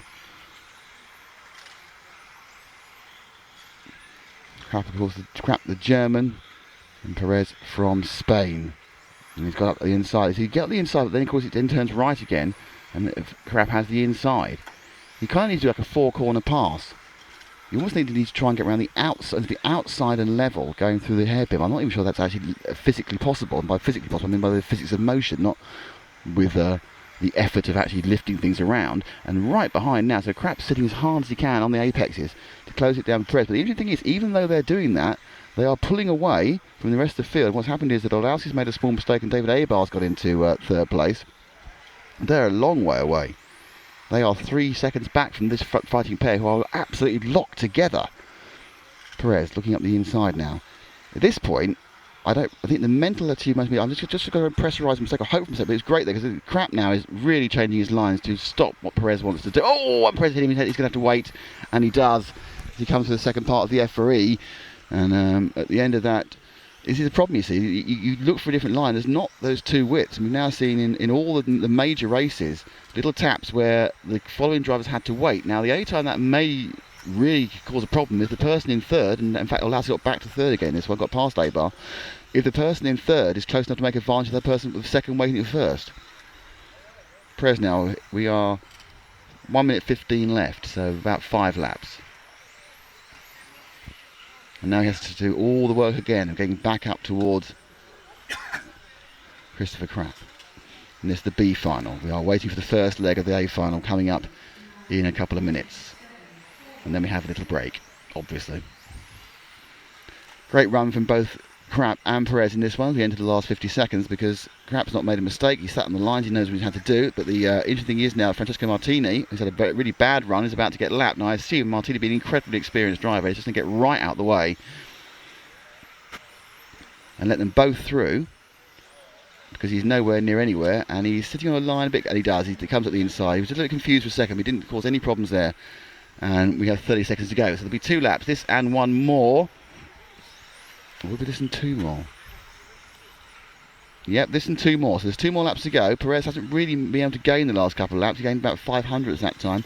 He needs a half mistake from Krapp. Basically Perez's main attack stopped just after they came together, and he's not been able to make up the gap he lost at that point. So now on the last lap, Krapp, who's driven a superb run as you expect from a man who you'd be surprised is not in the A final and has been a world's A finalist.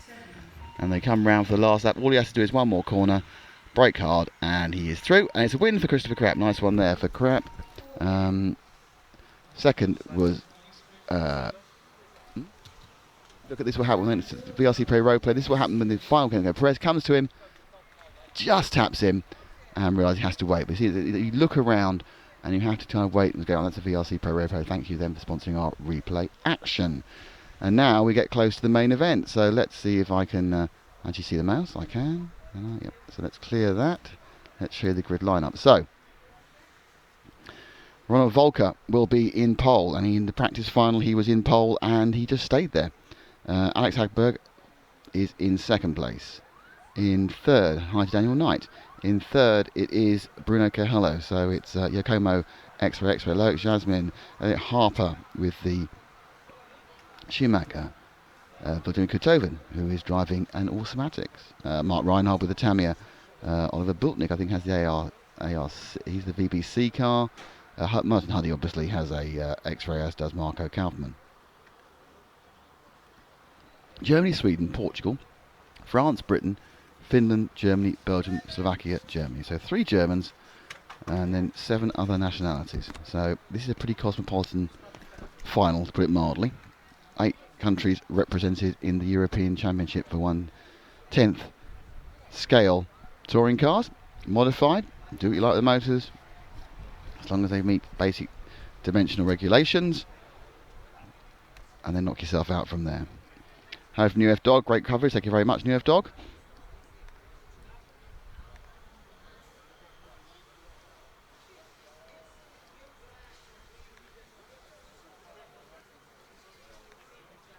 So it all begins to get quite important now. Not the 2-minute countdown yet. So the thing to remember is that the way qualifying was disrupted by a power cut yesterday. So they only ended up with 4 runs. The 4th run was cancelled. So they did runs 1, 2, 3 and 5. Round 5 was in much cooler condition. It was a rocket round. So even though Alexander Hagberg, Ronald Volker TQ'd the first round, Hagberg TQ'd the second and third round, but had used both his sets of new tyres. Volker had a set of new tyres, which if he'd run rounds 4 and round 5, you probably would expect to have TQ in round 4, perhaps in round 5 would have been a free-for-all with both of them on old tyres. But there was no round 4. So it meant that Volker went out late last night, literally late last night, and had the tyres he needed to put in the fastest time and take the second TQ. So with 0 points, like Hagberg, he takes pole. Okay, hello. Had lots of seconds in third. Loic Jasmine was a surprise. He put in a couple of really good runs at the end and came in to 4th overall, getting past Elliott, who thought he was going to get 4th, but had a bad final run in the evening. 1 lap and then a nasty accident pulled off. Remember, they have 2 sets of tyres for qualifying and 1 new set for the finals. Now, I believe they can use the sets they used in qualifying during the finals, but I would think at this point everyone will be on new tyres. Now the question is, will anybody think I'm going to take a risk and I'm just going to do 1 lap? I'm going to hand the first heat to somebody else and just have new tyres and take an absolute risk that I can get past on the second one. It's an incredibly risky concept, but I kind of think that if I was Alexander Hagberg having just done the practice final and not having been able to get past Volker, and given that Bruno Cahello is his teammate, I would consider pulling off this final. Really? Like And- what Reinhard did at the Worlds in Holland. Because then in the second heat, you'd have fresh tyres as well, so you'd have a maximum chance of getting past Ronald, who was sitting on the lines. You'd have an extra 0.2 of a second. I can't see him doing that. I can't see him doing it. It'd be incredibly brave, but it's the only. I don't think it works. It doesn't work for Bruno because Bruno has to get through. Hagberg. But Hagberg, if he's really, really brave, That's a good idea. is what he'll do. But I think it's not the racer thing to do. It's too tactical. And the problem is, if it goes wrong so majorly, you end up being like 7th. You don't even have a chance of being on the podium. Yeah, I think he'd prefer to make the podium. Probably depends on his payment scale. But he's probably negotiating with Martin Hoodie right now.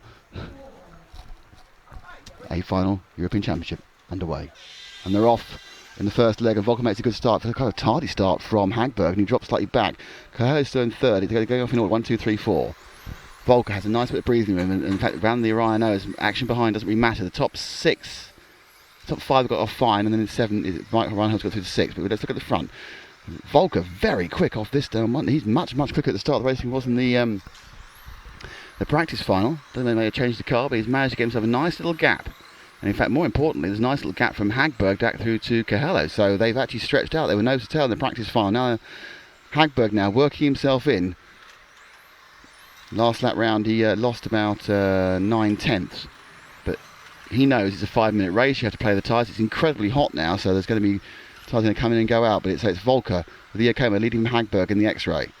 And we are now just 50 seconds down, and they completely drop Bruno. And I'm just wondering if Bruno's going out on old tyres for this one. I wonder if Bruno's going out on old tyres for this one. He's dropped so far off them compared to what happened in the first heat. And Hagberg now beginning to get closer and closer and closer. So my feeling is that Bruno's gone off on old tyres thinking I can get third anyway, whatever happens. And I'll use my tyres. I had one run on them last night. And then I'll have a set of new tyres for the next heat. Hagberg now getting close to Volker. This is where the battlers go around the Rhino. Minute and a half down, almost 3.5 to go in this first leg of the A final of the 1/10 touring cars. Hagberg now comes up to the Montec M, and this is where he sat for most of the practice final, looking to see if he could find a mistake from Volker. Volker, that early lead has disappeared, and Hagberg's played himself in, probably because he knew he had no pressure from Coelho. He must have known Coelho's tapped in. He's right this on. Oh, he's tapped in. This is a nightmare because he's got to wait. And is it going to be enough for Bruno to get past? It is, and Bruno gets past. And it's now. Ooh, that's because Bruno got past and then got confused. And now, look, Bruno is actually letting Hagberg back through again. He knows the tyre strategy. They had to wait so long because of the accident. But Bruno knows the strategy, so he's let Hagberg go through. That was why he's so reticent to let him through when they came up the hill, because he knows what they're trying to do. In the melee, Harper's got through to third, but fourth race dropped. But now that's a telling part of the race there. Bruno couldn't try to get it through. At that point, he let Hagberg go back, because it's not the strategy for him to attack Ronald this race. It must be the strategy to let him attack Ronald next race on fresh tyres. Hagberg now. Luckily, because they had to wait so long, in fact, for a while, Hagberg took off in front and then let him pass because he was panicking. He didn't lose any time. And they're back behind again. So Volker making his car bigger than the biggest thing in Christmas. As he goes round the second EFRA down the main straight. And Hagberg now is faced with the same problem he had 2 years ago. How the hell did he get past Volker, who can drive perfectly every lap, probably for an hour, not just for 5 minutes? What is he thinking of? Where do I go? He's tried once, didn't work. Looking a bit wide line into the Team Durango D, looking to see where he can hold a string sort of speed. Now he's going to look to push hard. The job which Coelho does is trying to hold back Harper. He's going okay at the moment, but Harper has more speed than Coelho as well. And now it's up the side. Just sitting on the apex. Volker is just sitting on the apex with 1:40 to go, 3:20 gone. First person to pull out is car 8 of Oliver Bultnick, but that's a bit late really to gain any tyre advantage. Down the straight again into the Durango D. I think Hagberg could wait all year for a mistake. He's got to force the mistake from Volker, but Volker is just running the lines. These guys do thousands and thousands of laps. They know what they're doing. They know how to drive. It's only the nerves that's going to stop them, and There's not many more nervous when it comes to the European final than Volker. He's admitted he's been upset with some of his final drives in other events this year. But he won't be upset with this one because so far he's absolutely closing Hagberg down. There's no chance at all. Coelho is struggling to keep Harper behind him because he's on old tyres, Harper on new tyres. No, this is where it happened last time. He is quicker there, taking as much curb as he dares, but we're down to the last 45 seconds. So they'll come round here. There'll be 3. And he got this one, and he's got him. Oh, what a fantastic overtake. He's going, we'll wait to the end to see that one again because there's 45 seconds to go. But somehow Hagberg made a 3-corner overtake work there. And we had that on replay for you at the end of the race. But suddenly now, Volker, who... He had door handling, he had to door handle him past. He couldn't just say, please let me go, but he got through with a fantastic piece of driving from Hagberg. And this looks like he can take the first leg for X-Ray. The next leg, though, he's got to fight off Bruno Coelho with fresh tyres. What happens there tactically now? And they're coming now around they're going to do one more after this, so Hagberg just has to drive this carefully. So one more lap. Coelho's still in third, but Hagberg finally made that move, got through right at the last minute. Fantastic performance indeed there. That was a superb 4-corner overtake. Volker must be so spitting feathers up there. He's probably thinking it's not fair, he hit me too hard. But no, referee said no fair, we spoke to the referee. And Hagberg takes it. Volker second, Coelho third, Harper fourth. Viljomi Kutoven is in fifth. Reinhardt, let's see that major moment again. We've got 2 moments. Let's go. VRC Pro replays moment 1. This is when it happened at the start. So he comes up here, he clips him, he rolls over. And of course, so long that Coelho was waiting, came past, and then Coelho had to think about waiting. What am I going to do? What am I going to do? I don't know. And he eventually came back. Let's look at the second one now. This is when the overtook took place. So here we go. Comes up the inside. The second part. Oh, we changed cameras. Ah, it was actually a mistake. Can we see that one again? Because just we switched cameras there. Should we go slower? Yeah, let's go slower. Okay, so he comes in, and he didn't touch him. Volker, didn't. He edged Volker out. I think Ronald might be a little upset about that one. Well, let's. If you go on the camera, Paul, I'm going to try and talk to someone, and you're going to turn the things off. So let's see if we can grab a word with our drivers or a driver. Alexander Hagberg. That was a pretty impressive drive. We'll try and look at that move again later on, just from the main camera, which we can do. And let's see if I can grab a bit of Hagberg action. Okay. You sit down, Alex. And so we are going to come over this corner here, Paul. And he's got stopped on the way. Let's get the congratulations. Oh dear. Everyone's giving him a cuddle. Alex, come on. You can get cuddled later. So, well, that was a final and a half, wasn't it? Yeah, I mean, my car was really good. I had a lot of grip, and I knew that Ronald was going to have good grip at the start and then fade like before probably. So I knew that I had a good chance from the first to the last minute to try to overtake. I was a little too eager down there, and he flipped over. But then I continued to put pressure towards the end, and it worked out. Yeah, I mean, am I right in assuming that your teammate Bruno was on old tyres?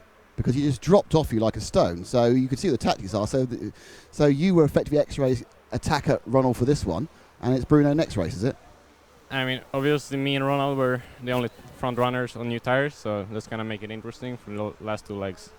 Yeah, I mean, that's the thing really, because you now need to win you need to win another leg. You've got your teammate on fresh tyres for the next one. Is it a case where it's you're going to give him a go and just let him through and let him have a go at Ronald? No, there's no team orders, but we'll see what happens. Now, the actual overtake itself, which took place after sort of a 3-corner overtake in the EFRA, it's hard to tell. Did you just get up the inside, or did you guys bounce off each other? I felt that it was a side-by-side situation, but it's hard to tell from that angle, you know. But I didn't feel that it was a too aggressive move. So. No, look, in fairness, like a perfect, in this track, you aren't going to get past someone unless you're in the same bit of track in some way. That was obviously not right, so it got weighted, and that seemed to me like what we call in football hard but fair. I mean, there's almost no space to pass on this track, especially with a driver like Ronald. So you have to try to take every space that you can. And I'd say their confidence high for a second European Championship this year. The car is amazing, so I hope we can make the best out of it. Thanks. Thank you to Alex. I did see just a second ago before we by the way, guess what? There's a lunch break coming up, everybody. There is a lunch break coming up. Just saw Merrick. I'll see if I can find him for a quick word. You're going to fill for me for a second, Matt. Hello. There we are. Paul did press record for that font, didn't he? I've no idea. What are you going to do? Try and find Ronald? No, I'm going to find Merrick. Oh, right. But he's getting his food at the moment. He's paying. I can see him paying for his food. Well, what about Ronald? I don't think Ronald's going to be very happy, really. That'll make a good interview. Well, yes, as long as I don't stand on the ridge. Never stand on it. Real. Just miss me falling over. That's what we want. Giving the viewers what they want to see. It needs to be a VRC replay of me falling over. And Ronald looking quite... let's see if I can grab a word with Mr. Volker. Ronald? So I'm going to take Ronald out to the big plastic bin. And I'll tell you what, Ronald, you can stand. You stand on the step, and it's your turn. Ronald, that was a great race. How did you see it? Yeah, first I knew Alex and I were on new tires and the guys behind us on old, so it was clear that we are going to check out. And I think after I was able to get a small gap in the beginning, but I expected him to get it closer after 1 minute, as this was usual in the last few days. And I think after 2 minutes he rolled me over, and luckily just in time we get back on the track, and I was able to pass Bruno right away after getting marshaled. And then yeah, like in final practice, Alex was a little bit quicker, and then he passed me. He tried to pass me. For me, it's of course I'm disappointed that I didn't get away with second, but it's hard also with the track here. In Formula 1, you would say he went off track limits, but as this track has a lot of or only flat curbs where you can drive over with a fully car, so there's no way to control. And he passed me with all four cars on the curb, but as there's no rule, it was fair. He made a clean move, considering that, and so it was all okay. But of course, I'm disappointed to not get away with a win, as it was the one on new tires, and I know Bruno was on old, and I think they will try to make him win A2. So the only thing I can do now is do my best again, try to defend my lines, and that's basically it. As our car's just a little off pace, especially against Alex, so it will be tough to try to still to win here, but it's still open. How do you feel the cars compare when they're all... Because for say things, you know, whatever happens in leg two, I mean, it's unlikely Alex is going to win leg two, because I think he's going to let Bruno through to have a go at you, if I'm honest. So for leg three, when you're all on old tyres, how do you feel your car compares to the others on old tyres? Not sure. Yesterday in Q2, everybody was on old from us top three, and I was by far slower, but at the same time we tried some different settings, so it didn't work out. But it looks like I can match with Bruno, but Alex seemed to be faster all the time, and the only advantage I have is my grid position, and basically it will be just hard for me to defend my my spot. I think I did quite good in final practice, and I won, but not good enough, obviously, and there's nothing else I can do to do the same again. It was great racing. Thank you very much, and very sporting. Thanks a lot. Cheers. And I don't know whether Matt needs to go and get some get your camera I'm out, all right. Matt, I'm all right. with the stuff on the grid. Yes, okay. And so I think what we're going to do now is, because there is a lunch break, we're going to take a break, because it's very, very hot. It's so hot, Heiden's fallen asleep. Look, there's Heiden falling asleep there. He's worn out after his interview. So we are going to take a break until whenever the next heat's on. When is it? Let me come back and tell you what time the next heat's on. Then next final time. There's about an hour's break, actually. Put down 1:30.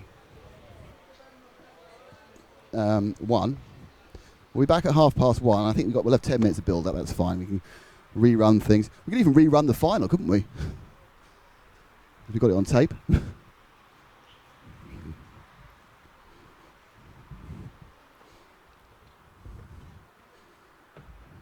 So back at 1:30. I think the next final actually gets underway at 20:52. I'm not quite sure. Let me just check for you all. So Ronald, exceptionally sporting, I thought there. He basically said, yeah, it was all 4 wheels off, but there was nothing else I could do about it. So let me just check that. And yeah, with the next final, we come back at 13:40. So we'll come back at 13:30. And we'll see you then. And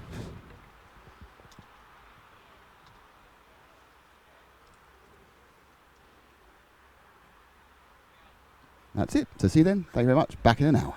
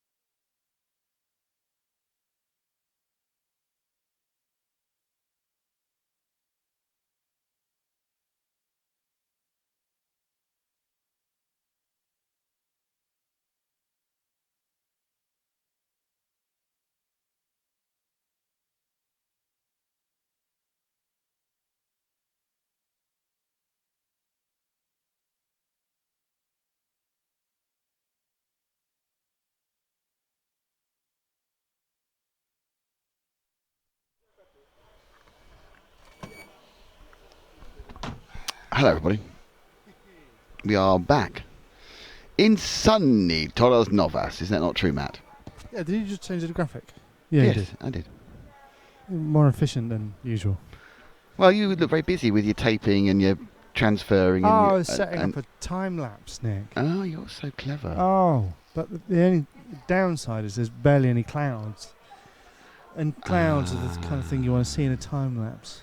It's too nice a day for a time lapse. Yeah, well, Ouch. kind of, yeah. You see some cars going around really fast, faster than normal. Yes, so we're now back, and the racing starts again in about 10 minutes, I think. And the next major final will be on at 2 o'clock. 2 o'clock for the third leg of the second leg of the Spec A final, and then 2:30 for the second leg of the Mod A final. What a great Mod A final we had leg one, didn't we, Matt? We did, yeah. That's it, yes. Yeah, Paul's fallen asleep, by the way. yeah. I'm watching a boy eat a Kit Kat. He's got a Kit Kat. Mm. He has got. He was quite young. He got chocolate all over his hands. There's a very place where Ina was asleep earlier. Anyway, so yes, we are back. We are about 3 or 4 minutes of the first bit of track action, and we run through with the 6 races, 3 in each half of the championship, Spec and Mod, and then we have about a 15-minute break, I think, next time, which we'll just try and wrap up all the excitement on. And after that, we then have the third round of finals, and then by 4 o'clock, it's all over. The European Championship will be in the book, and it'll be done. Heine will get his chisel out.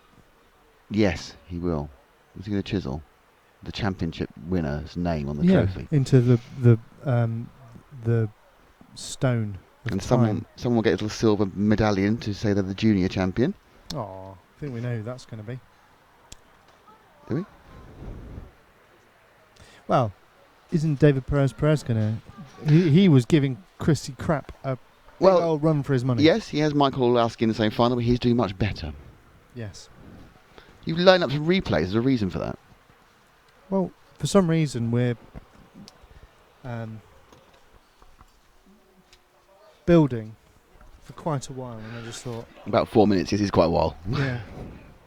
I Activity thought starting. either you'd plan to go and do some interviews, or... No, I plan to kind of pick up this relaxed feeling and slowly ramp ourselves up as we get ready for this second round of finals. And you have the highlights from the first finals, do you?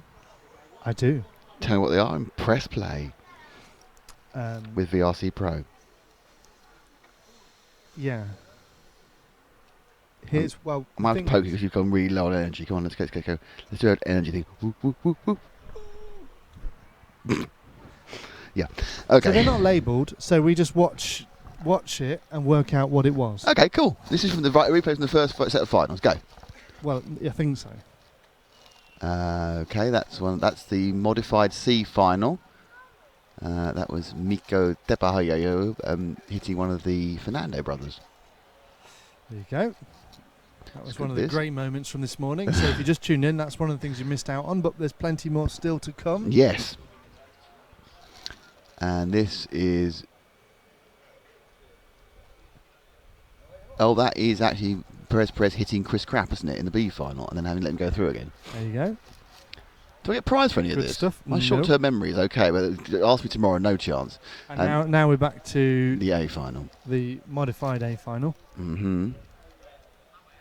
And this is about 7 or 8 laps in when Hagberg went for the inside. He tipped Volker over. He had to wait, and there was all kind of carnage after that. And he was waiting. I think it cuts out before you see Bruno come past, do you? Oh no, this is the longer version we saw last time. No. Then Bruno went past eventually, and this is... Ooh. So yeah, that was one of the decisive, well, not so decisive, but it allowed Bruno to get past him. And they got past it. And this is the overtaking manoeuvre. Does change cameras during this. Watch, so it goes in, and then that's what it said. All 4 wheels off was the complaint from Ronald, and he came through after giving a little tappy tap as well. Ooh, that was close there as well, wasn't it? Yeah, that was close. It could have been bad. So yes, end of the A final of mod, of course. We did, as I suspected. Bruno Cahello was on old tyres, so he'll have new tyres for the next one. Whereas both Ronald and Alex will be on old tyres. But will Alex just let him through to attack Ronald? I'd say so, yes. But will I say no, on old tyres I can beat Ronald as well and get a double A win and just win it from second place and become European champion for the second time this year. It could happen. Well, I hope it doesn't, not because I have any feelings about the particular driver, just because I wanted to go to 3 legs. Don't care who wins, as long as we always say, at electric races, RC Racing TV, don't care who wins as long as it goes to 3 legs. Yeah, we like it going to 3 legs. So we're 2 minutes from the C final in stock. I know it's called Spec, but I just keep calling it stock. I think it's because the English word is stock. Now, in the first heat of this, Luis Carrera in car 2 won this one, and the guy from pole, which is Jorge Chalupa, ended up nowhere, literally. He was last. Oh, I've done that thing where you lose the there we go. And there we go. So in one, it's Jorge Chalupa who came last in leg 1. Luis Carrera is in car 2, and he came second. Frederic Santos was third second in car 3. Duarte Vasconcelos is 4th on the grid. Marseille Costa is 5th on the grid. Willy Gimard is 6th. David Jeffard is 7th. Papi dos Santos is 8th. Rudy Amaro is 9th. Pierre-Jean Rabet is 10th. And 11th is How Grosso.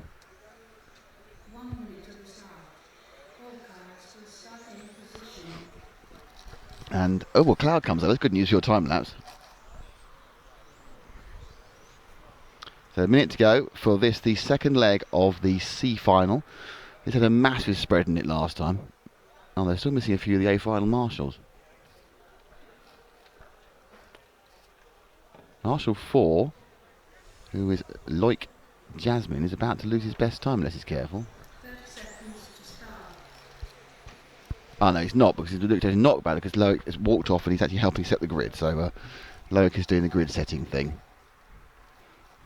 With Mr. Cardozo, who has taken it upon himself as race director to walk up and down and position all the cars and have a flag in his hand as well. So we are underway with the second round of finals. Yay! Second round of finals. Okay, here in Torres Novas, we're here thanks to EFRA, LRP, Team Orion, Team Durango, and Montec. And we're RC Racing TV, and I'm Nick. And on my left, it's Matt, and on my right, it's Paul. What did car 7 do wrong? Ooh. Why has car 7 got a penalty? It's weird. I think he was late. I think he was late coming to the grid, I think, actually. Late coming to the grid means you go to the last. Oh, David Jeffar had a bad start. They're often this time, and once again, a bad start from Jorge Chalupa, but he's been hit the second, and that's not Chalupa's day. He's in bits all over the thing. He got clunked down the straight. I think his body shell was tucked and untucked. And he's now, after 2 races on pole, after doing 1 up in the first one, he's now down about 9th. And, more accidents down the straight. It is carnage. And at the end of all that, it's Marcel Costa in 5 who leads. David Jeffard from the back of the grid in 7 who's second. David Jeffard now from the back of the grid is leading this one. So he's like, so just sometimes, if you've got a carnage final, being at the back helps. It's Jeffard from Costa and then Duarte Vasconcelos who's in 3rd. And car 5 had no drive there, Marcel Costa. I think he was waiting for someone. So the interest is 2nd, 3rd and 4th, Paul. For some reason, Jeffard's got away. It's 5 from 2 now. Coming back through is car 2 of Luis Carrera. Won the first one. He's now into 3rd. Our leader. And he's now hit a thing. And there are a number of problems. Another car's got a problem. Car 1's got another problem. There's a lot of shouting on the roster, which normally means unhappy people. But trotting along really slowly in the lead is car 7. David Jeffard. Marcel Costa is in 2nd. That's France from Switzerland. So, 1st and 2nd is where the battle is, and it's the white and purple car, 7 of David Jeffard of France, and behind him, now ahead of him, no behind him, no ahead of him, no, it's behind him, is the yellowy green car, 5 of Marcel Costa. So this is the battle on the track, and catching them both up is Luis Carrera from Portugal in the pink car. They come around the bottom of the Durango D and turn into the LRP switch in front of the driver's rostrum, come up hard braking even on a stock car. Oh, nice try there to go around the Montec Air and then round the Orion O before they come into the huge complex is the EFRA E. And that's a lap and a half where both of them didn't make a mistake.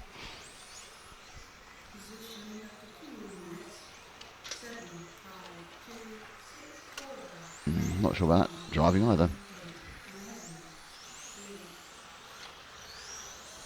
So right on his tail now is Marcel Costa. Jeffard, oh, we got the inside, nice. Oh, that was nice. We got halfway up the inside. Looked like he was going to get through, but Jeffard kept the roll, and they ran round.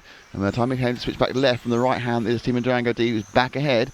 All this is letting car 2 of Luis Carrello of Portugal get through, and saying that, Jeffard makes a mistake, and in goes Costa into the lead. And now it's Carrello who will be chasing down Jeffard, but can, at the same point, Marcelo Costa get any sort of lead on Jeffard. So he's now second and third, but they're a bit close there. Oh, and a big mistake by Carrello, which kind of takes the pressure off Jeffard. But now sprinting into the lead, it's Marcelo Costa. So Jeffard now has about 2 minutes to catch him up, 2.5, nearly 3 minutes gone. Timing, of course, is all on the top right-hand screen for the screen for you.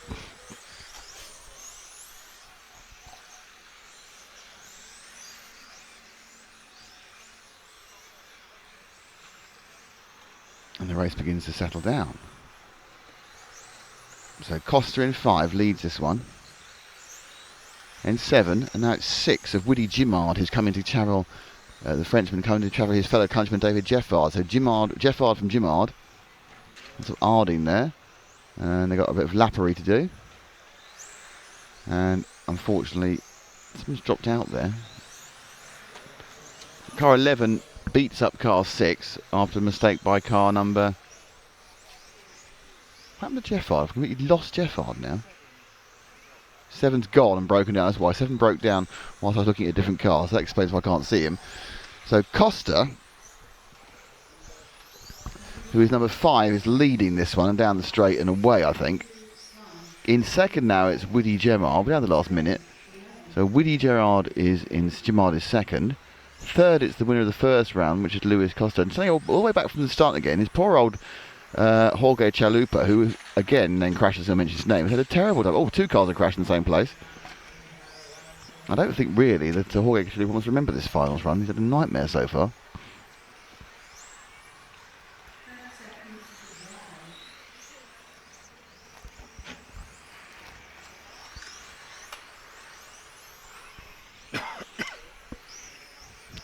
About 3 cars retired now.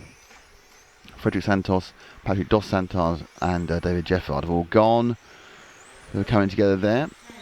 So last, he might get one more, if he's careful, he'll get another lap. But this will be a victory lap, I don't think the others will.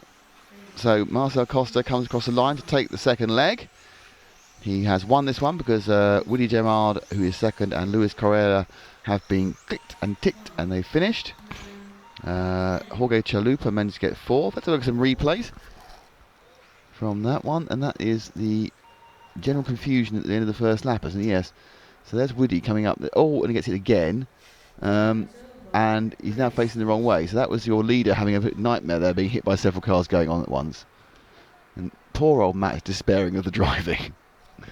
So that was the C final for Spec. I'm not sure how that affects the overall thing.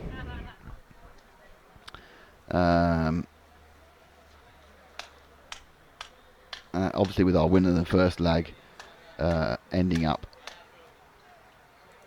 in third, they will go for a third leg on that one. And this is the second one. It's Julian Just. Last time around, the result of this one was Pedro Canastra from car 3 won. This Rydal Maida was second. Bartek Zambriski was third. Julian Just was 4th, and Helder de Silva was 5th. They were cars 1 and 2. They hit each other after about 15 laps. Oh dear, Matt tries to kill himself, get off the table there. They sort of killed themselves and lost about 5 or 6 seconds themselves, so they ended up kind of re-destroying their own races, which was a bit silly. And dropped back to about 7th and managed to get themselves back up to 4th and 5th. So this is the B final in Spec. Next up with the second Spec A final. And then we have then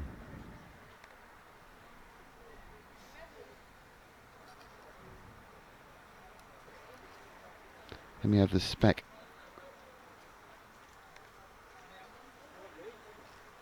A final coming up after this.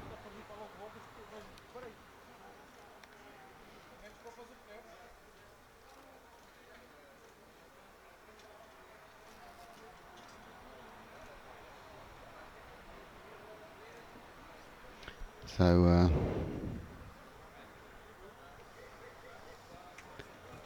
it's Just, Silva, Canestra, Figueiredo, Rivard, Almeida, Zambruski, Simons, Yardim and Bukowski, and we're still more than 2 minutes away from this B final, and the temperature has gone way up. So they're getting less light. How do you put the cars down? Normally they try and keep the cars off the track for as long as possible. 2 minutes to the start of the B final.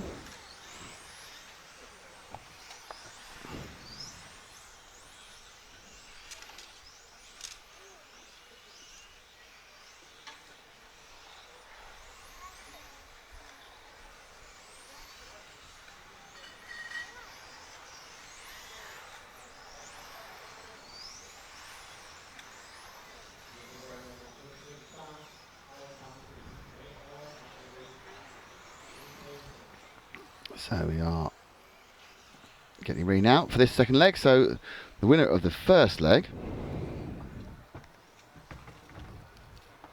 who was let's get that in.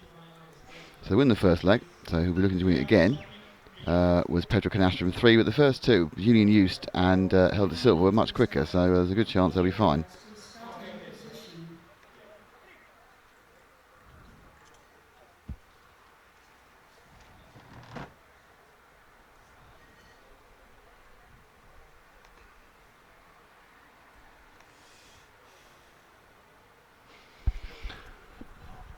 So let's get ready to rumble, as Anton Deck would say. 30 seconds to start.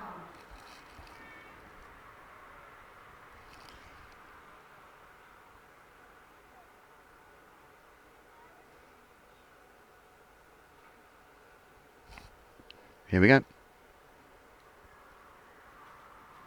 We don't actually have 10 seconds to go before here we go. 10, 9, 8, 7, 6, 5, 4. And they're away. And it's Just from Helder. They both get away quite nicely. So Just in the silver with the pink stripe, Helder in the white into red car. Oh, car 3 there. Canastra won the first leg, looking quite aggressively up the inside of Just there. So we've got 3 and 4 are both all white. That's Canastra and Figueiredo, and they've luckily Figueiredo's kind of not had a good first lap, so that's sorted that problem out, and I can have them concentrate on that. So Just has got away. Last time under huge pressure from Helder Silva, not this time.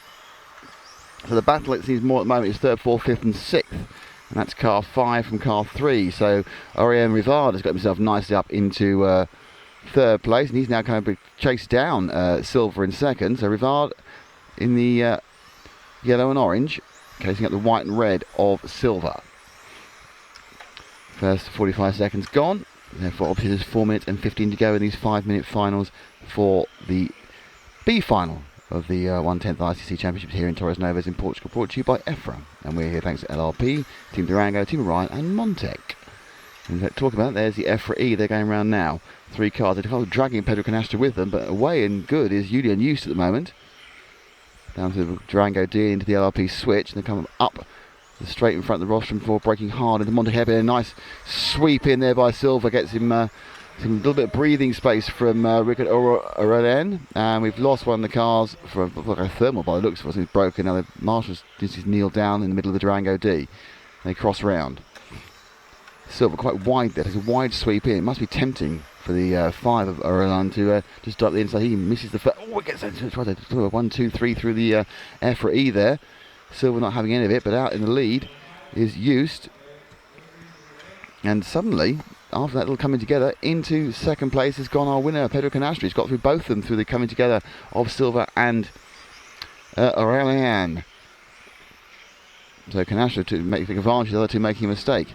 He's now in second and can now start chasing after Used, who won, of course, Silver in third. Sorry, Canastra in third, won the first leg. Used nowhere near. Silver was, I think, fifth. I think Used was fourth.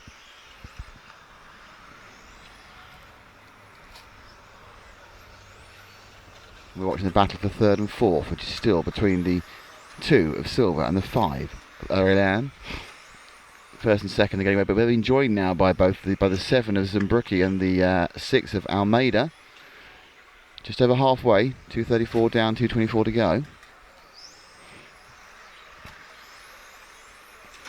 What a mistake. See, that crunch you may have heard was a mistake by the second place man Canastra, so he'll come much more into view. Used himself doing a great job. Used has a lead now of 3 seconds over Canastra. He lost about half a second with that cock up. Other cars now following through in line astern. B final Spec. Part 2 of 3. Because Used wins this with this final also will not be decided till the third running. If Canastra comes through and he currently is second, it will be decided and he'll be the winner. Zambruki getting slightly involved there in the back with Almeida. So it looks like what's actually happening is that 5 of Aurelian is now Aurelian Rivard is making a break for it to try and catch up Canastra for second. He's got a minute and a half to do it.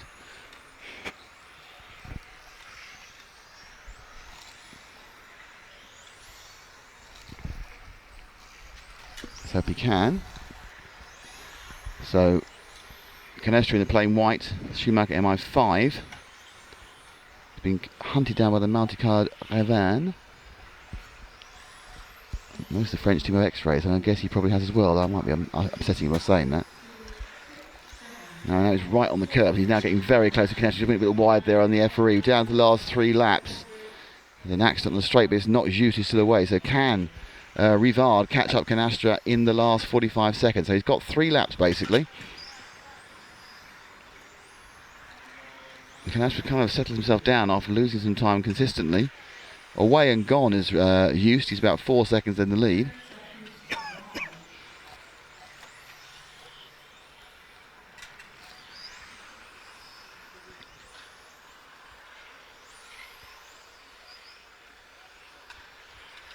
They come down the straight, they'll be braking hard into the Durango D.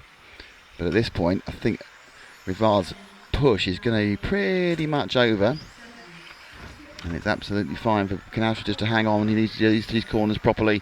And he just needs to go down the straight and turn right, and he will get the second. So Used takes it for France and increases his chance massively of becoming the champion of that event, which is the B final. Matt?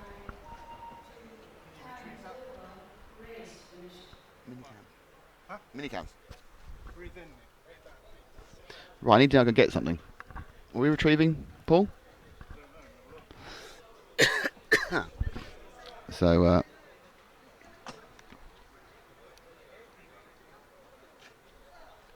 things picking up. We get now close to the A final in Spec. And that will have in the grid, it is the winner of the first one, which was Merrick Tierney.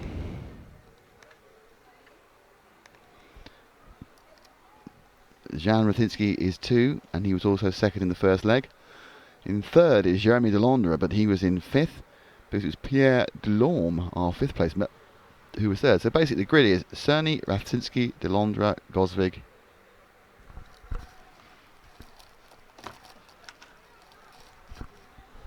Sorry.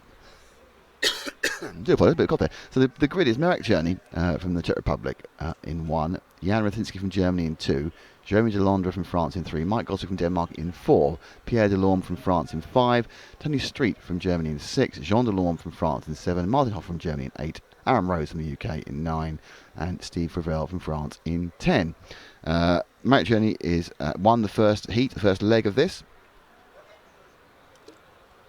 with Rothinsky in second and Pierre Delorme, one of the Delorme brothers. Pierre Delorme was third, Mike Goswick was fourth, Jeremy Delandre was 5th off of 6th. Street was 7th.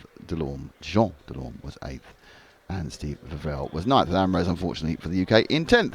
So that was the first leg. Gosvig is a massive hot favourite for this, based on the fact that he won the first 3 rounds of qualifying with what can only be described as consummate ease, and then carried on the sort of performance after that by winning the first of the A finals as well.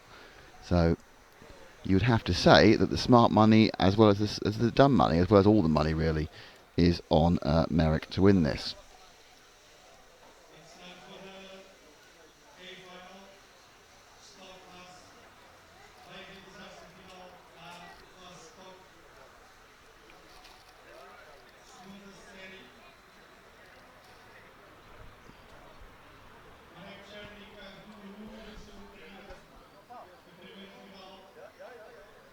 As you can see, the cars are all being fettled on the line.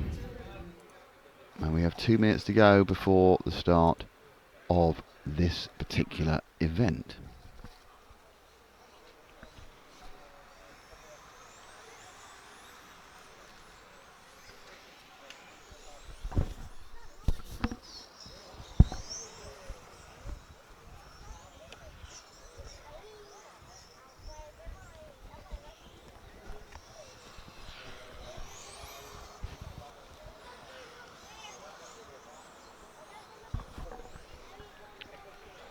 So it's bright, bright, bright sunshine here in Torres Novas in Portugal. The local time is just coming up to 2 o'clock, so it really is the absolute heat of the day. It's a boiling day. Paul is looking like a typical English tourist. He's gone a bit red and he wants to wear a knotted handkerchief on his head. And he's sitting in the shade and going, oh, it's not like this in Skegness. And you can't get a decent rock and there's no fish and chips. I'm not quite sure we went northern, but... Matt's is one having to go out in the sun, so he can turn all the cameras on. And now Matt's back from turning the cameras on.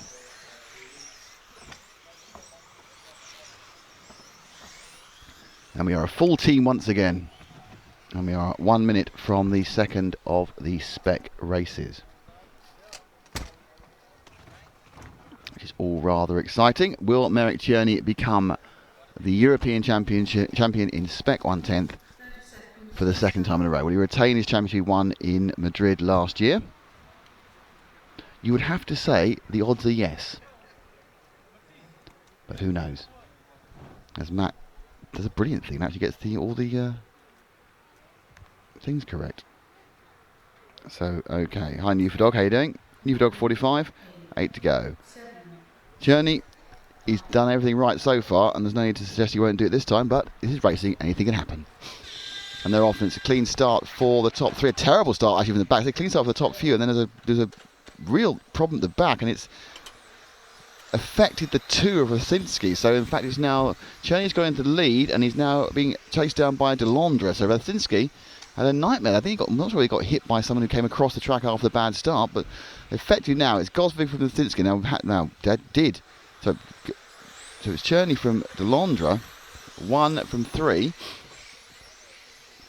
The Czech from the French, the X-ray driver from the other X-ray driver. And they come around now. They've been going half a minute. They've got settled down after 3 laps. And Tierney's not getting away. Now, whether Delandre is one of the guys who decided not to use the new set of tyres, you've only got 1 new set of tyres you can use for the finals. You can use any of the sets you use in qualifying, which you have 2 of. So everything's been used. He's certainly staying with Tierney reasonably well. In 3rd place, it's Pierre Delorme. 4th place, Tony Street. 5th place is Jan Rasinski after that bad start. And he's fighting off the attentions of Mike Gosvig. But Tierney now beginning just to stretch his legs. That time round he did a 16.3 against a 16.4 for Delandre. So Delandre is now coming under pressure from his countryman Pierre Delorme. So Delorme, who is in that white car with the kind of peachy colour, I suppose, really, to the sides and the roof. But Tierney makes a little bit of an error that time round and just drops back 2/10 seconds. Oh, and that's... Tell you what, why don't we just hand the European Championship to Tierney? A 2nd and 3rd come together up the hill, and they just clicked each other enough to put them back into the clutch of Rasinski, but more to give Tierney a lovely little bit of breathing space. Gains himself 1.2 seconds just because those two decided to hit each other, and that was entirely down to Delorme tapping the back of Delandre. So Delorme really should be on Cherney's Christmas card list, because it looks like Marek is going to pick up the European champion. And then Delorme comes up the inside and does a 2-corner pass there on the 3 machines. He actually made up for his error by going actually rounding very nicely through the Durango D. I think it must have been a slight mistake by Delandre, because there's no way you get past without a slight mistake. But Cherney carries on in his own way. A 16.4 that time round, 16.37 for Delorme. So that's a tiny game, but we are just under halfway. 2:20 down, 2:40 to go. And Mathinsky gets through into third. So it's Cherney leading, Delorme second with a 63rd. And they're all spreading out a little bit. Let's pick up some time with our leader, because we won't see him next time round, because he's will be retiring and leaving these boys to fight over the scraps. But Cherney looking hard now to pick up the second European Championship and another win for X-Ray, who have really got a massive team here.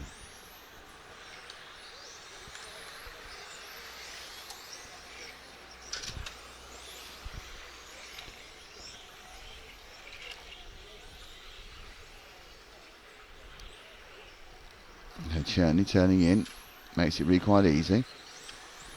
It just dropped back to second and third, now get a bit closer to Delandre and Mathinsky. I think he's making up for that very bad start where he got absolutely crunched at the side by a car spinning across the track. Well, maybe got unsighted by it. And now he's got to try and catch down Delorme. He's got a minute and a half to do it. In the 2 car, the multicoloured car with a black tail against the white and peach car. That's the 5 of Delorme. Mathinsky in the X-ray trying to catch him up. Looking to drive up the inside, not this time. Takes a little bit too much curb there. There's also a little bit of momentum. He's now gone curb crazy, actually, Mathinsky. He's trying to get round.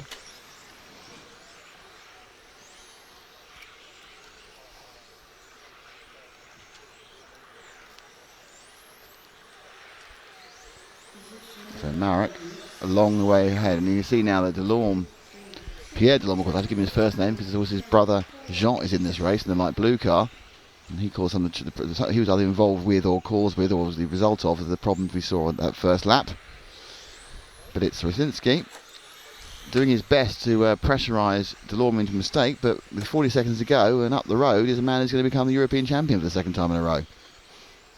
Because whatever Mathinsky does, he's not going to get past him and then get past Cherney unless Cherney makes a mistake, which he doesn't really need to. There's no pressure whatsoever after the coming together between Delandre and Delorme. It's released him. He's now driving within himself, I'm sure. And they are all on their penultimate laps. So Mathinsky has 2 laps to get past Delorme. Mathinsky has 1. Oh, inside out and looking at the triple and the cut back. He's got him. Oh, that's a beautiful move. He's going to use it on the straight. And Mathinsky, oh, that's naughty from Delorme. He's got to wait. Oh dear, oh dear, oh dear. What's going to come out of that one? Well, let's leave that for a second. Can you pick up our leader who's going for the EFRA E now and about to come over the line? This is his last couple of corners. In fact, that seemed to be the end of the race for them, and only apparently Cherney got the time. And there he goes. So Merrick wins this one, becomes European champion. But since he gets officially scored as second, Delandre third, and Delorme fourth. So that carnage on the last lap, we got that carnage on the last lap. They actually delayed themselves enough to end up going over the line. So this is this battle for second. So they come around into here, gets up the inside nicely, switches back, but actually it's because Delorme is too aggressive, takes too much curb, and a little bit of extra drive here, but Delorme basically just says, no, it's not here. He just tips him at the back, gets called for it, wait, and luckily this is the end of the lap, and it just didn't, he just got over the line, and Mathinsky was next. Now I need to go and try and find Mr. Cherney, who's European champion.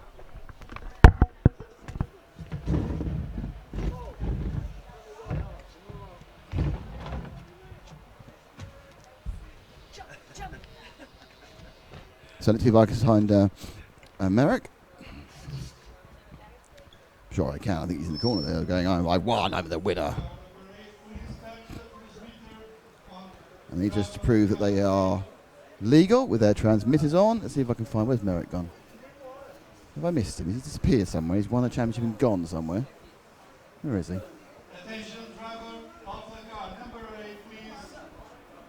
Turn, switch the radio on, the transmitter on please. How does he manage to disappear like that? That's impressive stuff. He's a big lad. I know he's got to go to Marshall in a second, but wow. Has he gone to Marshall already? Let's find Marshall point 1. There he is. It's down there. Here we go. Marshall point 1 with the answer to my problems. Paul.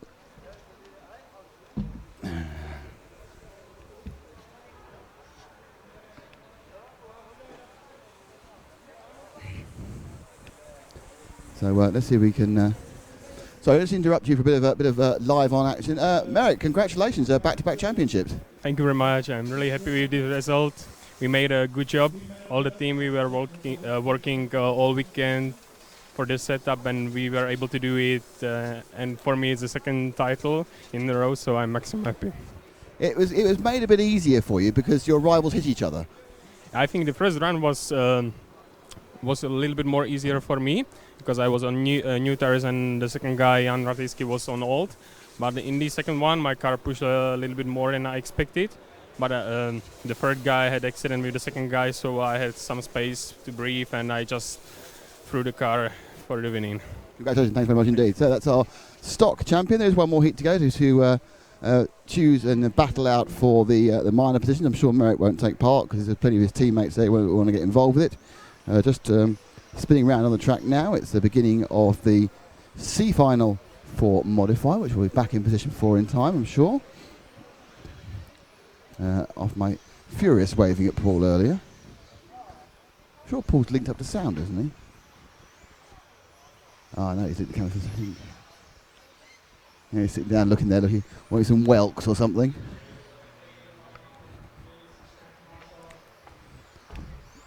So that was Churning. 1 minute 22 now to the C final. So it's the C final one coming up in a second. Then the B, then the A. That's the way it goes. So great run for Merrick there, and he picks up the win. And now we're just 2 races away from the next final.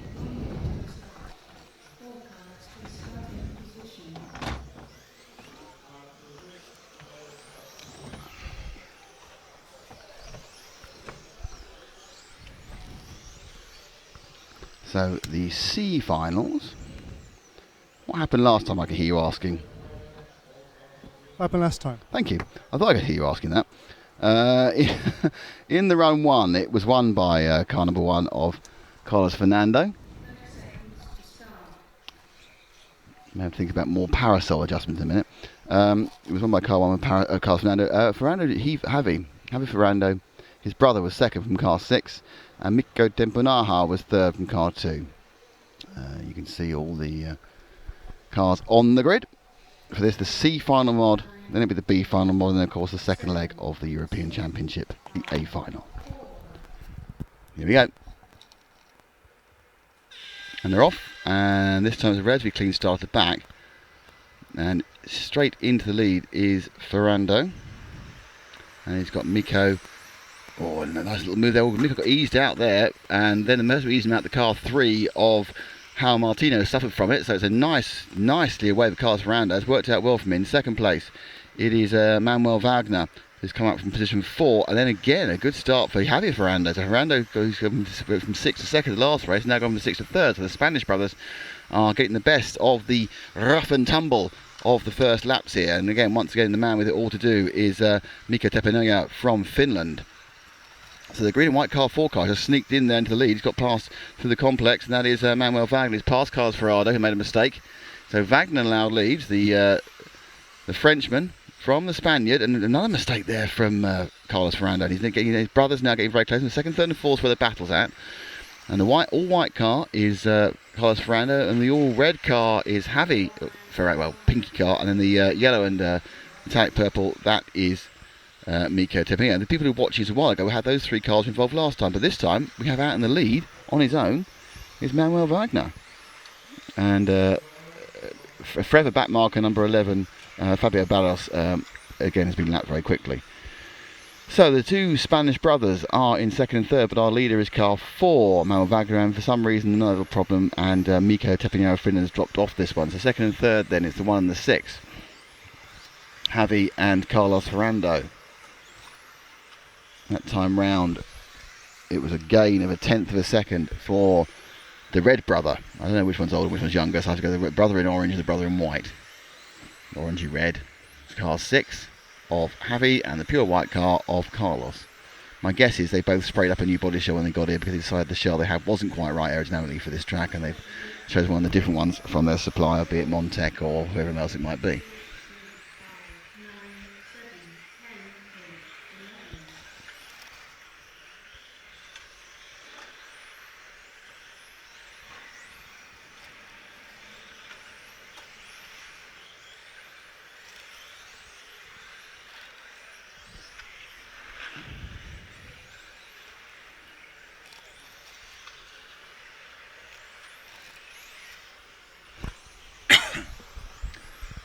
So, excellent job doing Manuel Wagner. Wagner, who came in 5th in the first leg. Now, whether he's now got new tyres on and he had old tyres before, I don't know. But he's streaking ahead, leading now by something in the region of 3 seconds. The gap between the two Ferrando brothers, Carlos and Javi, is staying pretty consistent at just around, or just under a second. And Miko, in 4th, is just beginning to ease back up to them. But he's got a long way to go because he dropped a long way back. I think he had another accident on his own. And now it's a bit of a leader got through, and then second place is going to have to battle through some slightly confused traffic. There's 1 minute 45 to go, 3:15 down. And this has worked out well for Carlos in the 1 because he's managed to get through the traffic, and Javi's got slightly blocked by it. The 0 there did nice bit of work from how Gaio, they're getting out of the way. But the net effect is that those leads are stretching. But the man on the move at the moment is Miko in the yellow and... just have a look at Miko in the yellow and metallic purple car. Go the EFRA in the car too. He's really started to gain back up on Javi Ferrando for 3rd. This time round. And and just as I said that, I've ruined his day and he's broken the car. Oh well, never mind. Better than normal. Actually managed to break the car this time. So let's go and find our leader. It's just car 4, who is... Good question, where is he? There he is, he's just completed the lap, he's now just coming towards us, Paul. And through the Montec, so he's winning this one by quite a long way. Oh, and now second and third, so let him go through the EFRA, and then the second and third are close together again. The Ferrando brothers, 1 and 6. So it must be a little bit of a slip up there by Carlos. And also Javi put in a very good lap as well. So Javi now towards the back end of this run with this lap and 2 more or 1 more? I think it's probably 2 more they're going to get. Oh, look at that on the outside there. Javi looking to actually use pure speed power, pure just speed to get past Carlos. They're coming through. He'll be 1 more lap after this. And so can Javi in the orangey red car get past his brother in the white car? He's just suddenly put a huge... No, he can't is the answer because he crashed it. And has he broken it as well? He has. He's done his body shell, so that's going to be a bit unfortunate. So that's all good news for Javi. And as the race comes to an end, our leader is just finishing now, and he gets the win. So it's Manuel Wagner wins this one. And he doesn't win this one, for some reason due to the scoring, Wagner's not scored as first. He's not scored as completing the last lap.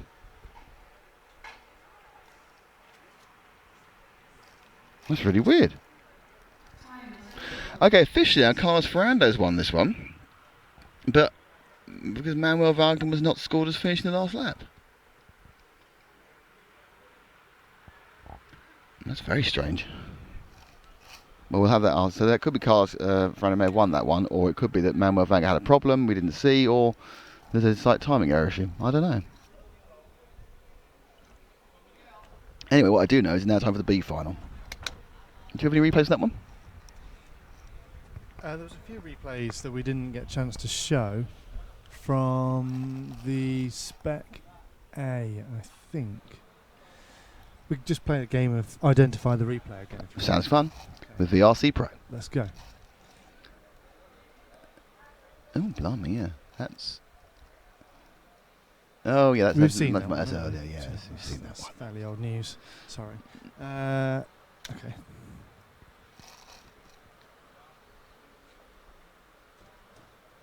Oh, that was Rathlinski going crazy bottoms, yes. Excellent. Anything else? Yep, a few. The problem with these very short electric races, it's not even possible to get the replays in, is it?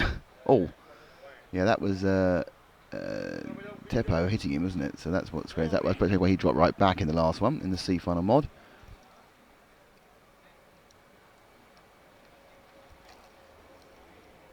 Oh dear, that is just unpleasantly unnecessary. That was their spec. That was Spec A, that one. Okay. That was what handed it to Merrick Cherry, that one. And this is also Spec A. Leg 2. That's the Delorme, and yes, he gets round the outside, gets round the inside. We saw this one already, but it's great this one because he then loses it. And he drive there for Rosinski, gets the drive on, and then he gets punted. But luckily, it's the last lap, and he just crossed the timing line before the next car. I think he was pushed over the timing line, wasn't it? It all counts. It all counts. So this is the grid for the B final in modified leg 2. And my chair is being heated up very rapidly at the moment. So it's Christopher Krapp, David Perez, Michael Olowski, Francesco Martini, David Abar, Tim Val, Thomas Vigneron, Miguel Matthias, Cyril Ndai, and Jeremy Limoges. And where did they finish last time? You probably aren't saying, even though I've asked you before. So the last one was on, Christopher Krapp won the last one. David Perez second, and Michael Olowski in third. Miguel Matthias was fourth, David Abar was fifth.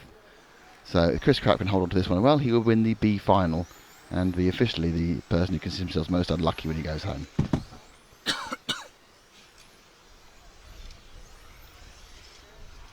Paul, can you start that camera?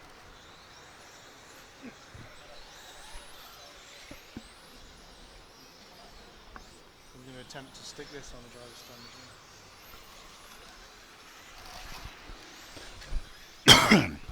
Apologies for the coughing. I have a frog in my throat.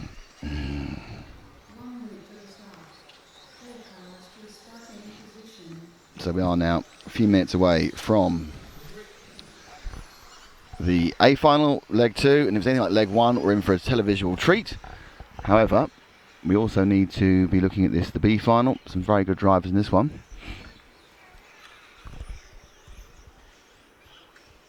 And little nudge rather than anything else. Let's just clear that. Let's do that. There we go. 30 seconds to start. And we are off with 30 seconds to go. They're just making sure they got everyone happily on the grid. Mr. Cardoso meanders everyone left and right, so they're exactly right rather than being mostly right. Everyone else is parked in quite nicely with 14 seconds to go. 10,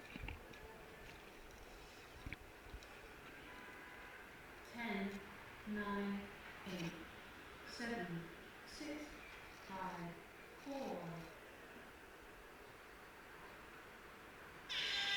4. And off they run. Good start from Krapp, and in second place Perez as well. So third running through is Olowski, and they go that way. So Olowski and Perez got their own private battle for junior champion, whereas Krapp just needs to get away to win the B final. And Krapp makes a good start with Perez. They're all running together, 1, 2, 3, very closely. Francesco Martinez made a much better start this time. He had a terrible one last time. He's more connected fourth. And up the inside goes Olowski. Lovely little overtake there into the Montec hairpin. So perhaps Olowski's gone with the new tyres this time round and is going to start moving forward. But he has to attack Christopher Krapp. So Olowski is ahead of Perez, and that will give him a bit of a bonus in his fight to be junior champion. Oh, and a massive mistake from Krapp, and he rolls right out, and Francesco gets past as well. So into the lead goes Michael Olowski from Poland, and he's got Perez is second, third is Francesco Martini, fourth now is Krapp, and fifth is David Ebar. Oh wow, what a gift. So that's now Krapp's out of this one. He has indeed crapped out, and that's well, he's keeping going. He's got body shell tuck, and I think he's probably going to stop at this point. He's actually stopped on the track. So let's get back to the front, first and second.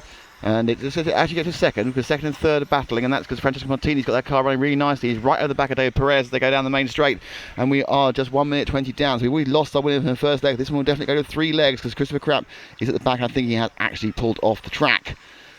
So Orlowski win. This is the battle for second. Perez under huge pressure from Martini. Martini, one of the oldest drivers here, and Perez obviously one of the juniors. So a big age difference and experience difference as Martini looks to get round the back of Perez. Martini with the green and white car, the X-Ray, clicking up on Perez with the white and the orange machine 2. And then in the background it's the 6 of Tim Weil, the white machine, but nicely away is Orlowski from Poland, the Schumacher. He's got a lead now, something in the region of 1.5 seconds.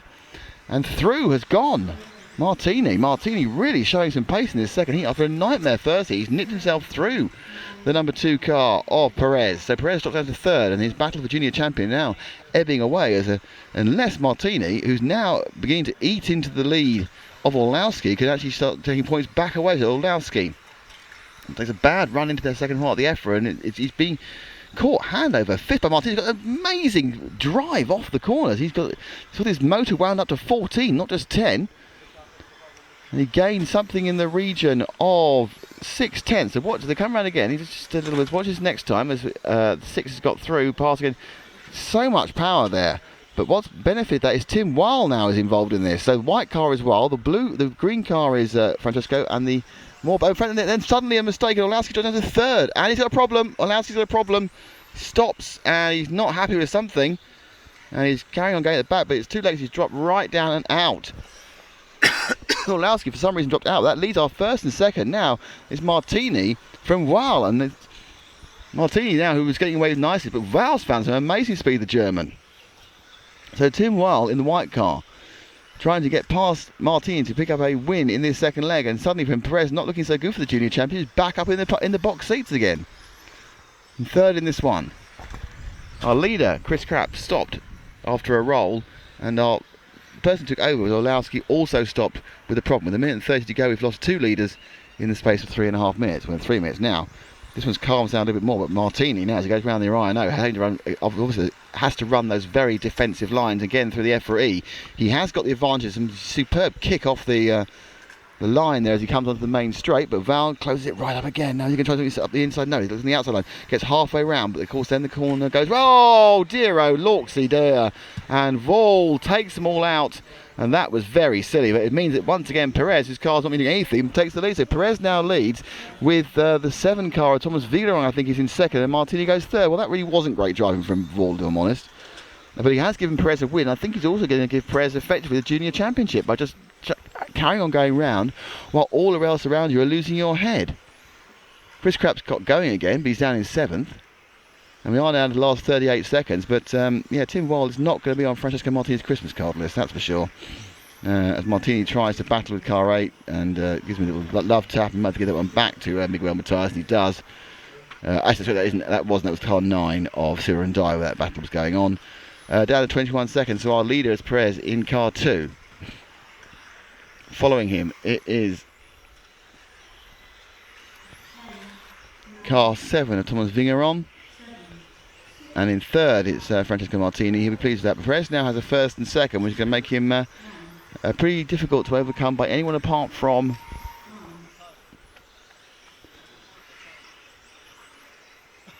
Christopher Krapp. As he finished the lines, there we are. It's David Perez, Liz, Thomas Vingeron is second, Francesco Martini is third, Miguel Matthias is fourth, Silver and Dye is fifth, Tim Weil is sixth, Christopher Krapp is seventh, Orlowski Bad Luck is eighth, Limoges is ninth, and A-Bar is 10th. Well, what can you say when you see those sorts of things happening? And now we are in the build-up for the main event, which is the second of the A finals for modified. Boogity, says that new for dog. So that was another action-packed. Matt's gone away to set up the cameras for the final, so we will. Sure, see some replays of that one later.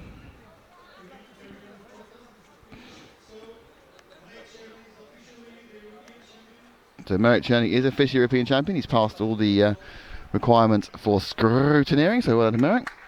Just a round of applause.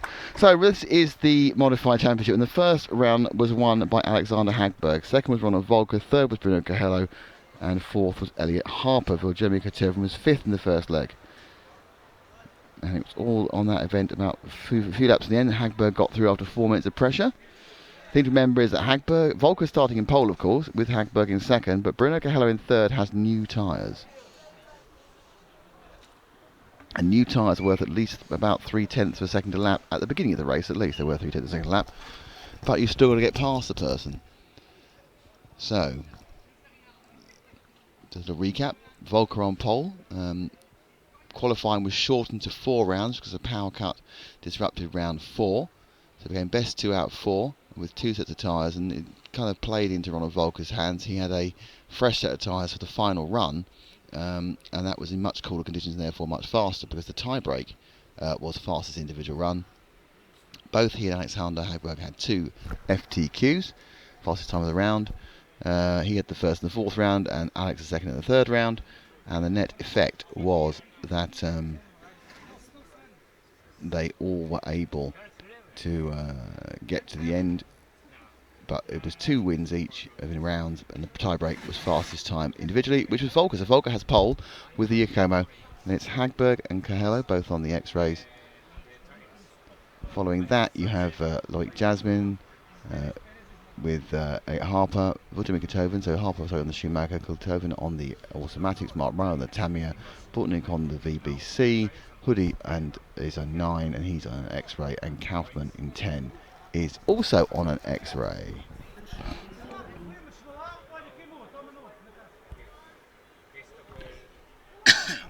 That's automatics for Kotoven, sorry. So really this is a battle between 3 people and may only be between 2 people. Cahello needs to win this round to get himself back into play for a championship that many people have been the favourite of. It's his home track, but Hagberg, throwing off some disappointments in previous International Electric Touring Car Championships, is looking on great form. As Matt returns. And we are about 1 minute and 26 seconds away from the final round 2. Only if Hagberg wins will it be decided now. Any other winner, and we go to leg 3 in about an hour and a half's time. In fact, an hour and 20 minutes time. So it's the crowd gathers in the plastic chairs to our right. Matt sits down. Looks excited. Well, as excited as Matt can look when he's just turning cameras on. It's really hot. I think it's very hot. I think we can't stress it's not humid here, really. It's just ordinary, but it is very hot. I think the ambient's about 37 degrees. Track temperature probably now, I think, is nearer 60. This was Formula 1. They do about 2 laps on the set of Pirellis. And thank you all for joining us. We are RC Racing TV. We're here thanks to EFRA, and of course with LRP, with Team Orion, Team Durango, the DETC 410, and Montec. And we are a few seconds to go as someone lines up Elliot Harper's car slightly better. It was very, very to one side. Let's see what happens. My guess is that Bruno's going to be very fast, but will Hagberg let Bruno through? Will they play the team game, or will Hagberg attempt to hassle on the used tyres? Volker thinks his car's not as quick on the used tyres, but who knows? He has made some setup changes. Maybe we'll find out in 5 minutes and 5 seconds time. The way they get is a clean start from all, and the 1, 2, 3 go off, and I think even Jasmine, yes, it has gone 1, 2, 3, 4, 7, so Reinhardt's made 1 place, but it's Volker, and immediately Bruno's looking to battle, and he's got through, and I'm pretty sure that was very easily made then. Bruno's got through to battle with Volker. So is Volker from Cahello. Bruno on new tyres, Volker on old. Hagberg made no attempt to prevent Bruno getting past, and now he's playing rear gunner to Harper and the others, but we're concentrating on first and second, and already now the problem that Volker had facing an X-Ray on the same tyres is, and straight up the inside goes Cahello. Those new tyres working well, and Volker's car looks really unpleasant actually. It's washing out, so perhaps when you get the car to come to the second, third and fourth again. So Bruno made that look so easy, but it is really like taking candy for a baby on these new tyres, giving 0.3 of a second, and it was a third of a mistake by Volker. It's suddenly at the inside, but now Volker under huge pressure from Hagberg as well, and Hagberg under pressure from Harper. Harper looking really good on the old tyres, and Jasmine behind him. So it's Jasmine in 4 who's pressurising Hagberg, and the 5 of Harper behind him as well. So the Como of Volker, white and the sort of wasp colours, the all green and white car of Hagberg, and then it's the mainly blue machine of Jasmine. Now the white car of Reinhardt's in play in second, third, fourth, and Reinhardt now nips through past Jasmine into fourth place. Away and gone, it's Bruno. Bruno putting in the best laps. His new tyre strategy working well, and he is leading by about 2 seconds. And look up the inside goes Reinhardt. Reinhardt's having his rhinoceros, where we decide to be on Monday. And it's Reinhardt now, who's made and get himself, must be running new tyres, got himself into third, and now he'll be pressurising Volker. So it's all going to very differently to plan, because Reinhardt suddenly from 7th has found the pressure. Alex not liking this car on old tyres. He never ran on old tyres again the next heat. This is setting up a magical final race as Bruno just gets away. But can Reinhardt with a Tamiya on old tyres, the 3-time world champion at this class and the 4-time overall world champion, get past the multiple European champion Ronald Volker from Germany, the two Germans rivals for at least the last 10 years. So Volker now must have done millions of kilometres with either just this far behind or just this far ahead of Reinhardt in the past, and now it's the European Championship here in Torres Novas. It's leg 2. What can Reinhardt do to go to the EFRA E? The benefit of the new tyres is wearing off with every lap. They're getting more and more similar, but Reinhardt's right there. Hagberg still not looking particularly comfortable in having problems actually holding off Harper for 4th place. So I think Hagberg's going to have to think about this for the next final when everyone's on old tyres, but now Reinhardt perhaps lost that initial burst. Kahela, I'm sure, already running it inside himself to get for the second, to take this second leg win and go into a tie with Hagberg on points. Volker desperately trying to hold on to the third slot, desperately trying to hold back Mark. He doesn't, so the second slot. He doesn't want Mark coming into play for the final. He can keep Mark into third. It should keep Mark out of any chance of winning overall. And therefore, one of his jobs is done. He'll nullify the Tamiya attack. Coming down, breaking hard. We now have just under 2 minutes left. Kahelo happily away in the lead by about 2.5 seconds. That's a great and looking at the Rhino, and suddenly all the experience of Reinhardt, he's as close as he can possibly be without actually touching Volker. Now is Reinhardt going to go aggressive? Get to the inside again. This is a place where Volker's looked very vulnerable through the Durango D. In many ways, Reinhardt almost had it done, then backed out. And what's happening, as you can see, is Volker's backing up the field because suddenly Hagberg now is on the tail of Volker, and we can see that it's Elliot Harper as well. And Hagberg makes a mistake, and Harper hits it. I don't think Harper's going to have to wait for that because Hagberg made a mistake. Harper comes through. No, it's Jasmine, sorry, and Harper comes through together into 4th and 5th. Hagberg drops to 6th, but it's obviously he's got to win the bag. He can forget about this one and worry about leg 3. Down to the last minute now. And Coelho away and gone for X-Ray's second leg win, but no overall decision. That new tyre's working well for him. He sprint down and looking at it very closely. Reinhardt comes up, he turns around, he's now looking all over the back of Volker. Can he make that push? They come down the straight, they just got so close there, they put the power on. They come around now, they'll have 2 more laps, possibly 3, and suddenly a little gap operates up, just a little minor half mistake, and the battle is still raging between Jasmine and Harper for 4th, but suddenly Volker's got away. I don't know what happened 2 laps ago, but suddenly Volker has got away, and Harper gets past Jasmine for 4th, but what was a close battle has gone. Let's go and find our leader who's coming around the end of the lap. He's the all-white car. It's Coelho. This is his last lap, his victory lap at his home track to take leg 2 and take us to a 3-leg A final. Second now, and quite comfortable is Ronald Volker. His second as such. Reinhardt hits 3rd. That's the end of his challenge. Some of the cars are really suffering the back end of this run, and there goes Coelho winning that one. Takes leg 2. Volker 2nd. 3rd is Reinhardt, 4th is Alex Hagberg, and 5th is our Elliot Harper. So we carry on going. There will be a little bit of a gap now, but we'll go and see if we can grab a word with our second leg winner. I'm sure a very happy local man. If I can grab him and get him on camera. It's a little bit of a walk for me. Oh, a very close race there. I'm not quite sure how everything went so well and such like. Where is he? Some very sneaky, disappeary type people here.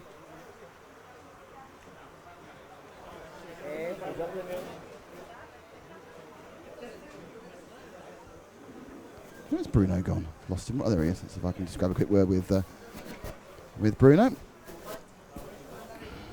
Bruno? So our traditional Torres Novas interview slot, which is just about here. Oh, there's a parasol on the way, so it's going to have to be just about here. There's a parasol come up. Bruno, congratulations. That was a very, very, well, in many ways, a very easy win, it seemed. Yes, I saved the new tires for this round. So in the first round I used the tires from the qualify, and now I use my final tires. So this is why I was super, compared to other guys, I was a good gap for the other guys compared to other guys.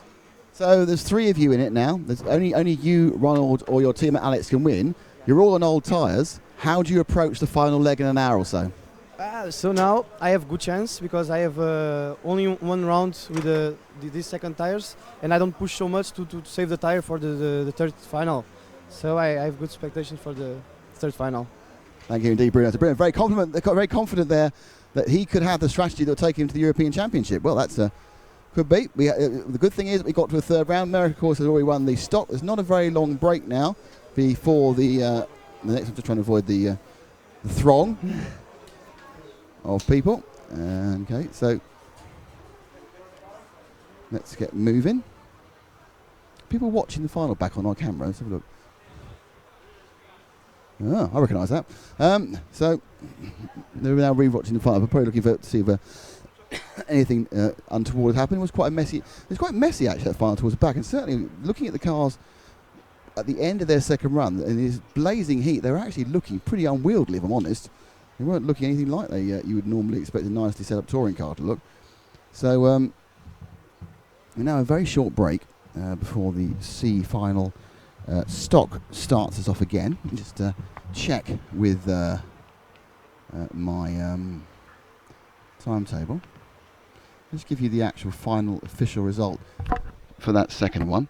And it was Bruno Geheller who won. Ronald Volker was second. Mark Reinhardt was third. Alex Hagberg fourth. Elliot Harper came fifth. Loic Jasmin was sixth. Oliver Bortnick was seventh. Marco Kaufmann eighth. And it was Vigil Mikhotoven and Martin Hoodie. So pretty much that new tyre thing as we expected from the second lap of the first heat, because Bruno, who was on old tyres, has worked out particularly well. Now I can hear you asking, but Nick, when are we back on again? Well, we'll tell you. Hang on. When are we back on again? Have we got any replays to show? Yeah. Okay, let's watch the replays from the last 2 races, just the last race. Yeah. Don't know. No, that's That's Martini. So let's have a look at the B final replay. Sorry, we can't play the replays in that time, but there's just too much going on. It's not like a 1/8 track where you can just throw them in at home. So this is the B final, and that is Martini. So that's A-Bar coming together with Christopher Kraft, and that took Kraft out entirely because he got a body tuck, and that was it for him. With VRC Pro, all replays here, of course, on. And this one now, again, is Martini. And this is he's going to get hit very hard by Tim Weil, and that's just terrible driving by Weil. I'm sorry. That's just ridiculous. And he ruined both their races, Tim Weil, there. Are we on the A final now? Probably. Let's have a look. So this is the A final, and let's see what's moved. This is the move coming up where... This is Bruno getting the lead.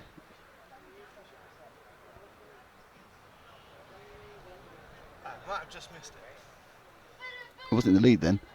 Huh? It wasn't leading then, so try a different one. What's the next one?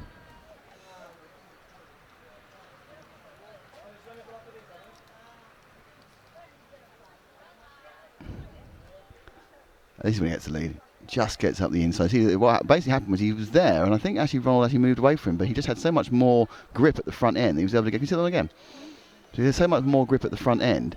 He comes in, he brakes, and he can brake and turn because you're asking the cars to tyres to do so much. They come into Durango D. He's able to get up the inside, and Ronald's actually had a bit of oversteer, but he saw him back down out of it because that was a very, very, very good move. But using the advantage he had of extra grip, and he chose to take the pain in the first leg, and he's won out of it in the second leg. And I've got another one now. And this is when they got all argumentative. Is this... that's a very aggressive pass, wasn't it? That was Reinhardt getting up the inside of Hagberg. I think it's fair, but it was certainly a little bit on the... what's the word for it? Robust. It was robust, that one. And this is So they're just easing them both out. Comes in. I suppose he said I've got the inside line now, and Hagberg's saying, well, that's about 6.5 dozen at that point. That was quite good. I'm surprised I think Hagberg was lucky to get away with just being slightly edged out there. So some elbows going on here in this final, because to say one of the reasons where it's hard to get past on the track, you've got to be a little bit more, to use the word inventive, that might be a good word to use, mightn't it?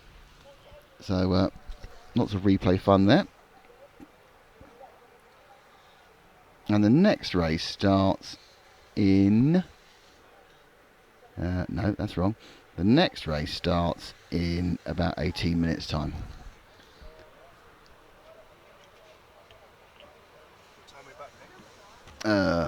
Let's take 10 minutes off. So back at 5, we'll be back in about 13 minutes' time. Back at 5 to 3.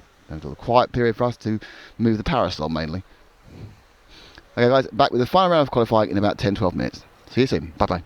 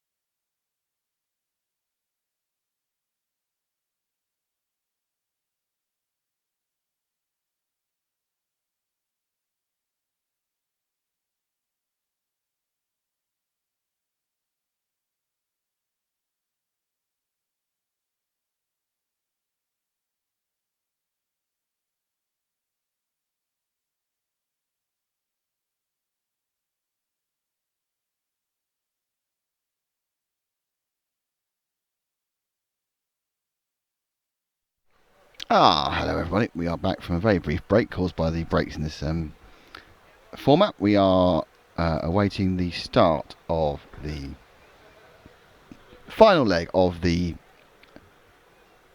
Spec C, followed by the Spec B. Obviously the Spec A final off in about 20 minutes, so at about 20 past the hour of 3 in Portugal here and in the UK, and of course the hour of... I've just realised something.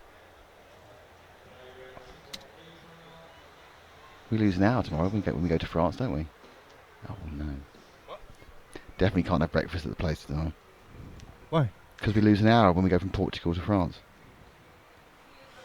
Right.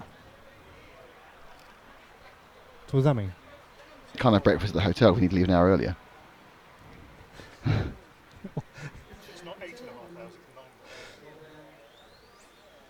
The journey's still the same length, but we will arrive an hour later at the hotel because we lose an hour. Thank you to LRP, Team Orion, Durango and the DETC 410, and Montec. This conversation is brought to you by EFRA. Go to EFRA.ws to find out all about next travel arrangements. Well, yeah, we have to get the satellite around in the van, and then someone's had to get home to the UK again, and that's how it works. And you're going to have to miss your breakfast. It's like watching Sky Sports, this, isn't it? It is if Sky Sports was 3 blokes under a parasol. So I quite like that. Do you know what? They're probably listening now going, that's the next one. Forget pitch side interviews. 3 blokes under a parasol quite near a nice tree in Portugal. Peeps trees at that. They are nice trees. Right, okay, so it's the third leg of the C for Spec. I wonder if I can find, if I do that, whether we'll actually have this up properly. It is. So currently, your leader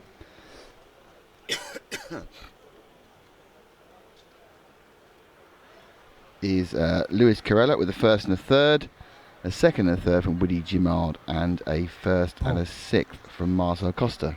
Paul, do you want me to do the camera? Not really, but do you want me to do the camera? Okay. No, this one there's an A file, no. No, the next 2. Oh, okay. Okay. Okay, I'm going to do the camera now. Wait, really? Because it's about 15 seconds to go. Lower finals, brilliant, fantastic. 15 seconds to go on this, the C. Who will take it? Will it be...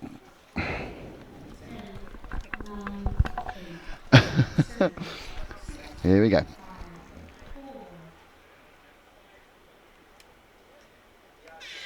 And we're off.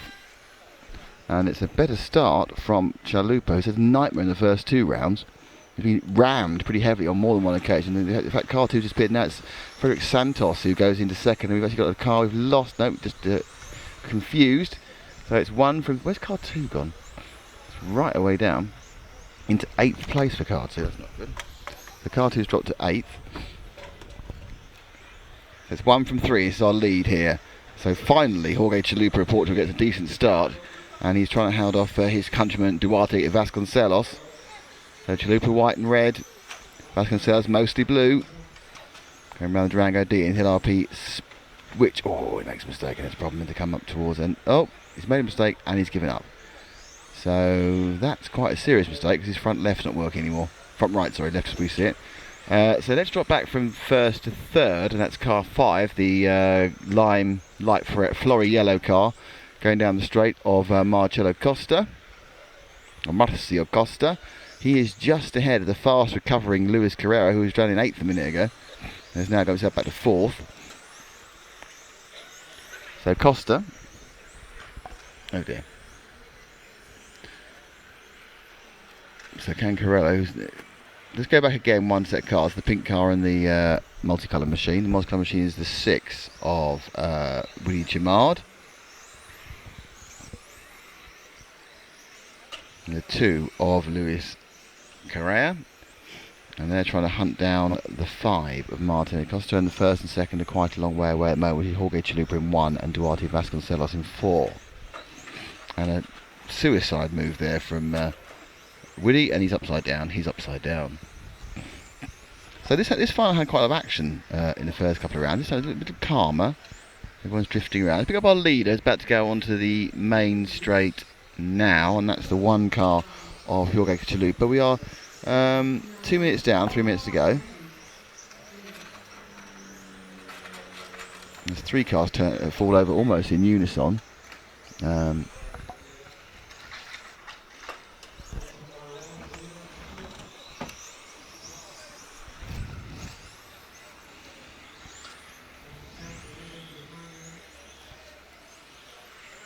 Car 1 now in amongst the Lappery. Needs to get past the 10 car of Jean-Pierre Rabet. I'm sure at some point a referee will say, get out of the way, Rabet, because Chalupa's coming through. And there we are, Chalupa gets him.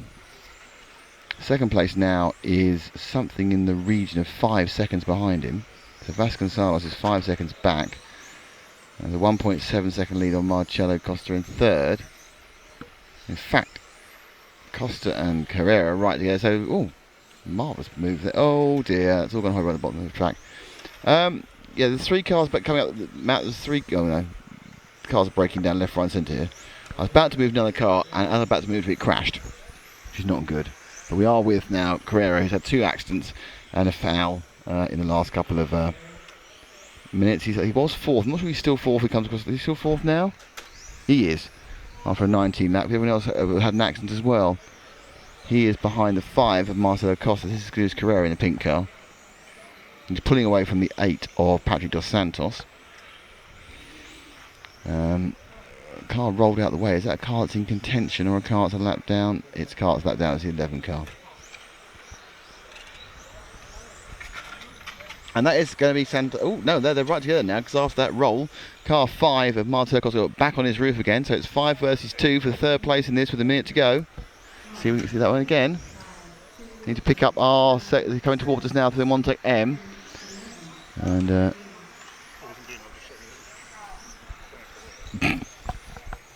they go.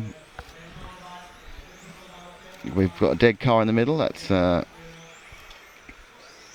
Hold them up, but can Marcelo Costa hold off Luis Carrera? So the yellow against the pink. The pink car has got a rear wheel. Well, that doesn't help really. Just like fall out the way. It kind of makes it a little bit easy to get overtaken. 26 seconds to go. Car 1. Let's pick up our leader for a lap or so. He's about to go on the main straight map. Our leader on the main straight now. Car 1. And yeah, been a. Kind of this one of those races where the actions happen just as we try to go to something. There's been action that's fallen off. So they've all had thrown caution to win with their last race of the weekend, and the winner at the end of all this is going to Jorge Chalupa. The question is, when Jorge Chalupa wins it, will that do anything about the overall rankings? So Chalupa from Vasconcelos, from Luis Carrera, from Rudy Amaral, from Marcelo Costa, from Woody Jamard. I actually have no idea how that is going to spin out the final result. Let's find out. It's not there yet. Be there in a second.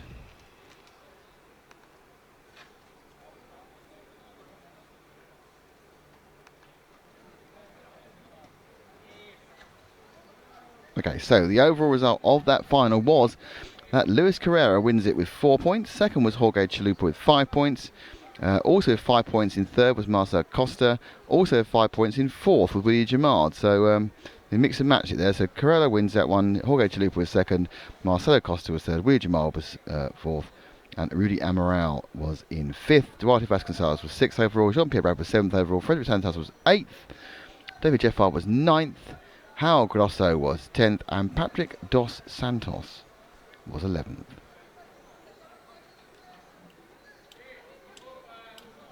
So that is the first of the finals finished and done, all 3 legs. Congratulations to your C-Final Spec winner, Luis Carrera.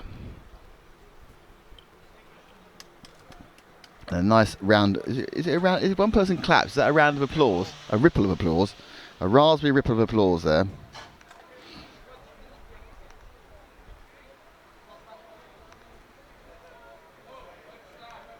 So raspberry, yeah, we all need a McFly. It was a bit too melty, wasn't it, though? On the way home, yeah. We can drive through in a flurry, can't we?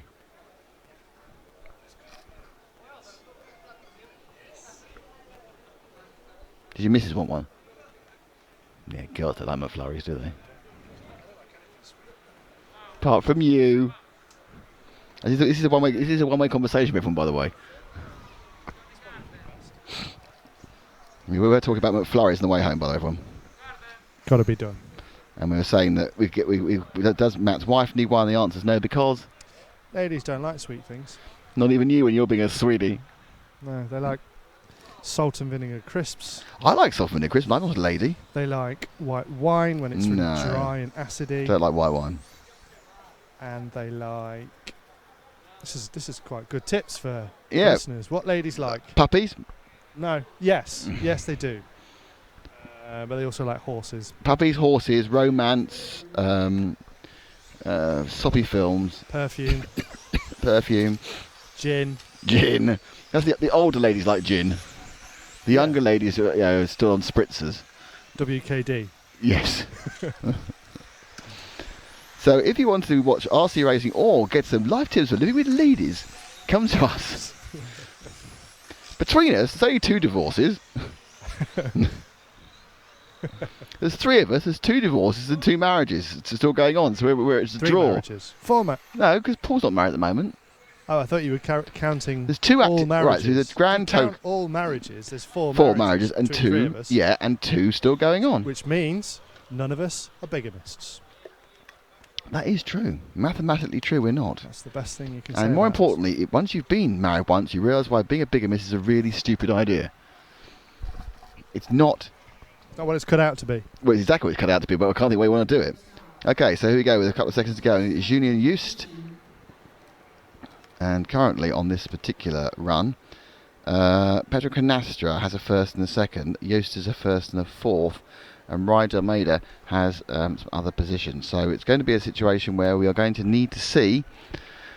Worryingly, Rachel's just texted me. I'm hoping she wasn't listening to that last bit. Whew. No, she's gone to the cinema. Thank goodness for that.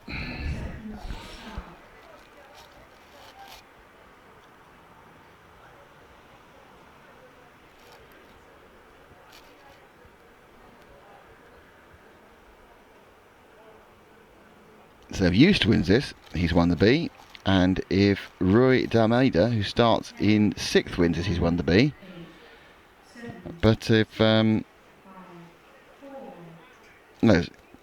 if Pedro Canastra wins it, he's won the B. So so Pedro Canastra in 3 and Just in 1 have got the best chance, but it's an outside chance for D'Almeida in 6.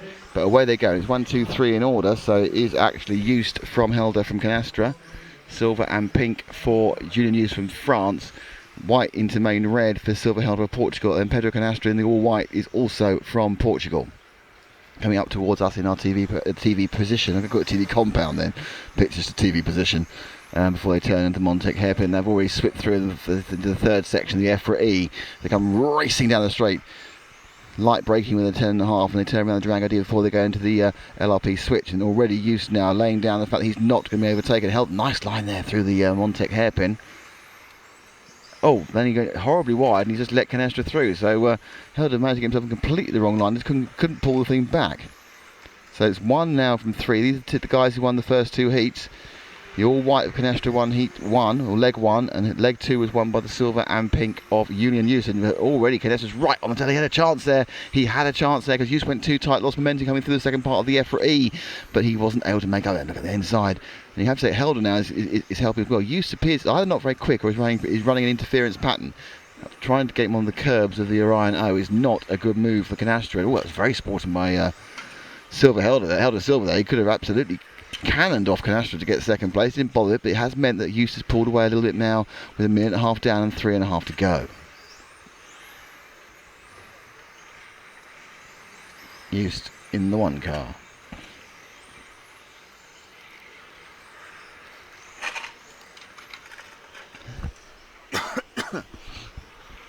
Problem ahead in the car 4. And a heavy corner, and suddenly now Canastra now gets back on the back of Just. The pressure from Helder's gone after a heavy turn a couple of corners back. There's going to be back marker issues soon with car 4 of Jose Figueiredo. But now it's down to can Canastra get through. These two won the first 2 legs, 1 leg each. The winner of this battle is going to be the winner of the B final. He got away with that. He got away with that because that could have been normally been complete curtains. It was just a nasty mess. I think it's probably cost him about half a second. Let's have a look. U16.5 to 16. I think it cost about 4/10 of a second. Look, he really got away with that. And he's now just dropped off a little bit more as Hughes begins to get closer to the 4 of Figueiredo. And that's another good lap for Hughes. He said he's just stretched the lead out slightly there. 16.6, place 17.3. Yeah, Canastra had a worse lap in the lap where he didn't make an obvious mistake than the previous lap where he did. So Hughes now sitting on a nice lead of 1.5 seconds. And Canastra makes a mistake and Helder gets through. So Helder Silva now is in second in the right and red. And he comes up the straight towards the Montec hairpin. I don't think that even if Silva gets past, it's going to prevent Hughes from winning.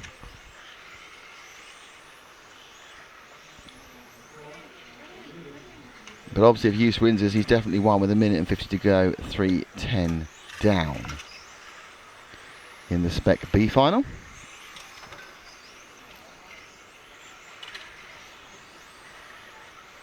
So the Canastra drive from Pedro has petered out as Hughes gets the lap back. And we're still with Helder in second, but he's not really any closer. And, everyone's really spread out. There's not an awful lot of action and battle on this particular run, the third leg of the B final in stock. All of us are waiting to see what happens in the A final leg 3 in about 30 minutes time. That's the big one.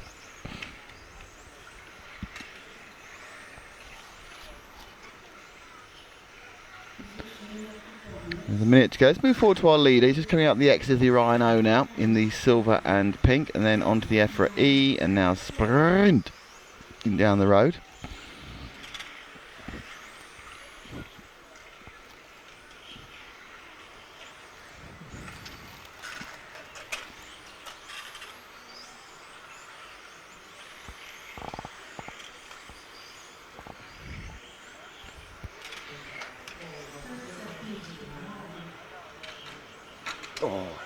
Bit of a clunk there.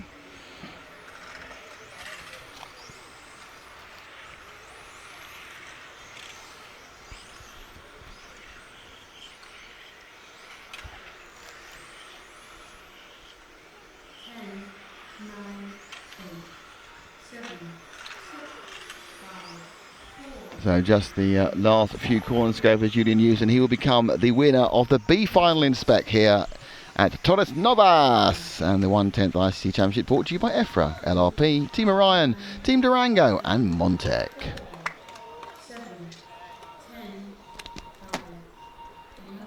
So let's just see if we can get the official order.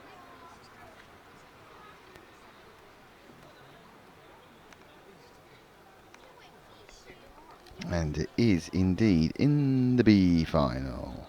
Julian Just wins overall. Julian Just wins. Pedro Canastra is second. Ryan Almeida is third. Helder Silva is fourth. Bartek Zambrutsky is fifth. Aurélien Riviard is sixth. Johan Bukowski is seventh. Hao Jardim is eighth. Goncalo Alves is ninth. And Jose Figueiredo is 10th. Couple of replays. Let's go. So mid-race replays. This is the earlier action. This is where he just got away with that. There you go. That much curb to get away with a couple of tenths is pretty impressive. With the VRC Pro replay, the great racing simulator. And now let's look more with VRC Pro. Oh dear, yeah, that's coming out just driving badly. Just picking the wrong there. So that is the end of that one. So next up will be the A for Spec. We know the winner already. Merrick Tierney won the first 2 legs and has won the whole event. My expectations, we won't see him up there.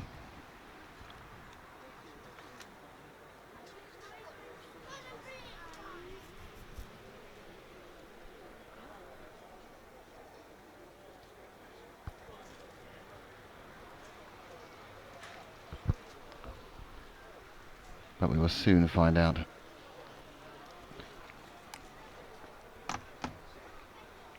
who will come second in this one, and then of course we have three finals of the modified, including the final of the final leg of the A final, which will of course decide who becomes the European champion in 1/10 touring car.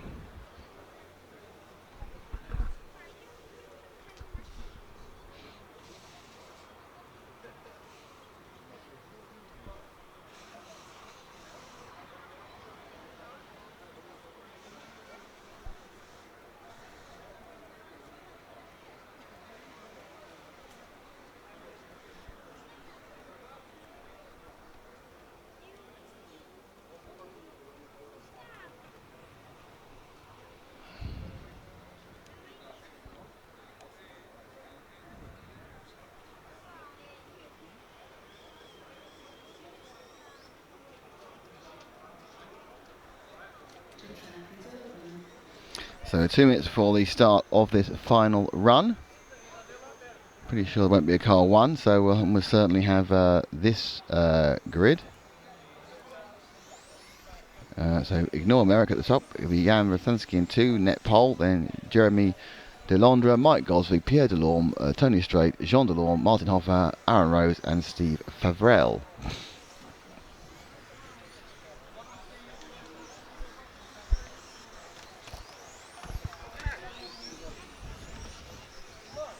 Not long to go now.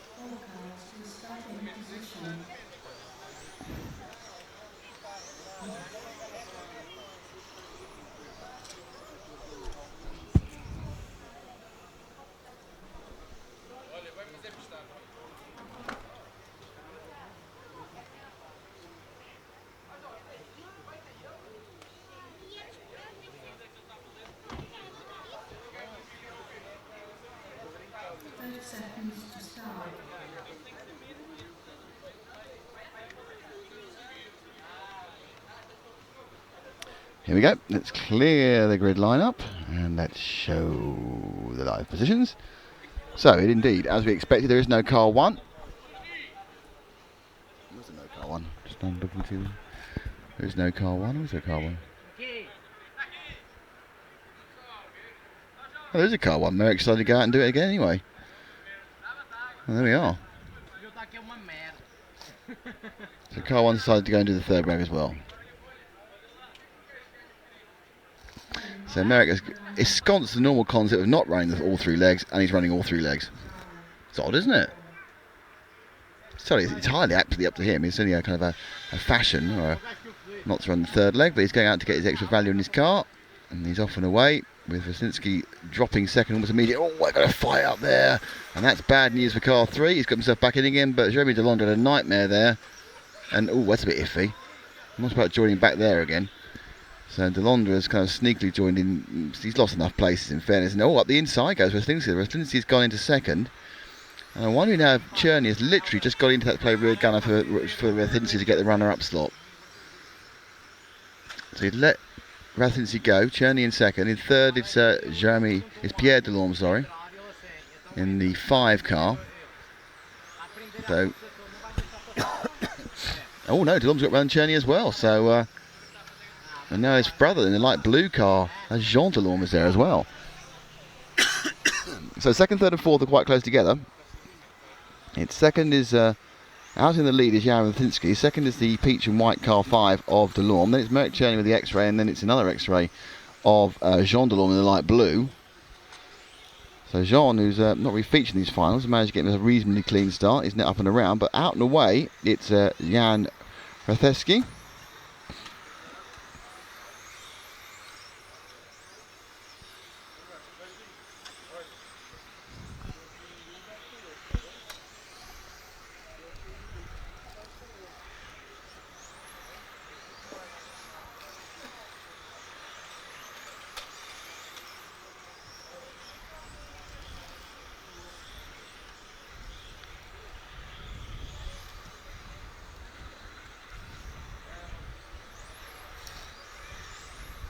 They move now down with 1:47 to go on, 3:30 to go. And 3 cars really sticking much together, out and about. So Rathesky's got a lead now of about 1.5 seconds from Delorme. Delorme's being chased down by Chern. He doesn't really bother. He's already won the championship. He has already won the championship. And then you've got Jean Delorme, the other French brother, in the light blue car. But it is in battle at the moment for second. Cherney and Pierre Delorme. Jean Delorme trying to get on terms.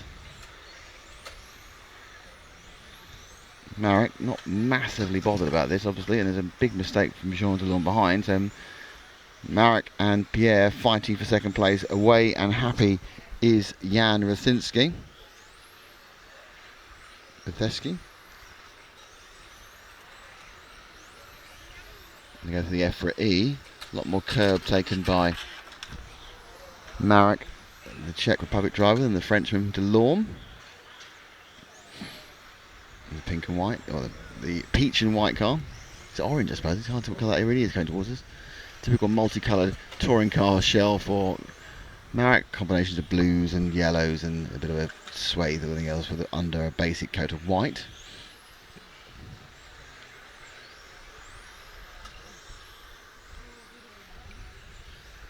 But under no pressure whatsoever is our leader, Jan Rathesky, with 1:45 to go. He is happily away, and he's leading by something in the region of 3 seconds now.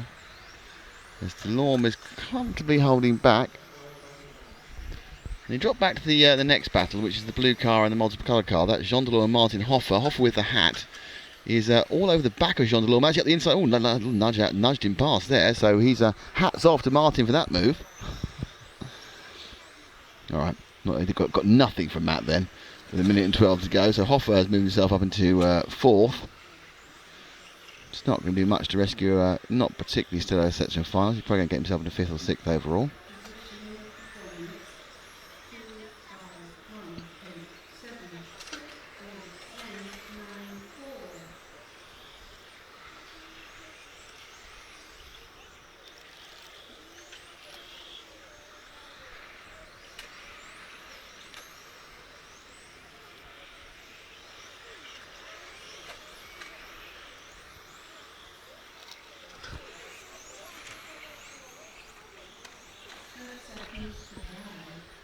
So suddenly it's gone back together again.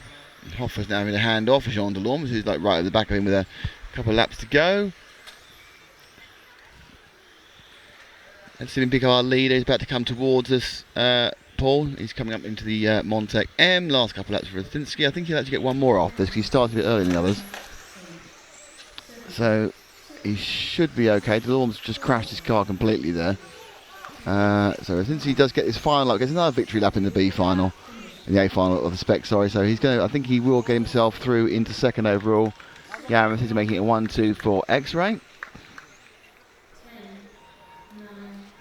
There he goes. And he completes that one and wins the second. Wins the third leg of the final.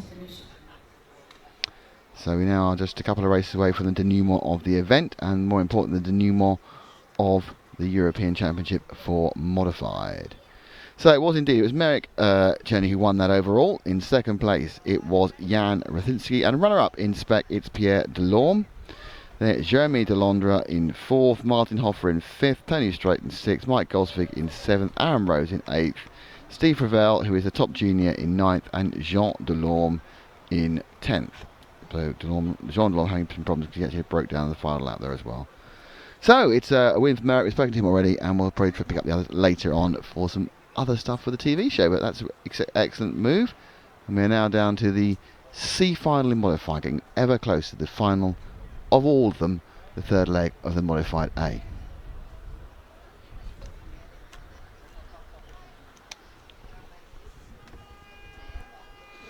Of interest, Jan Rathesky and Pierre Delorme, who was second and third in that event, were both using Montec bodies.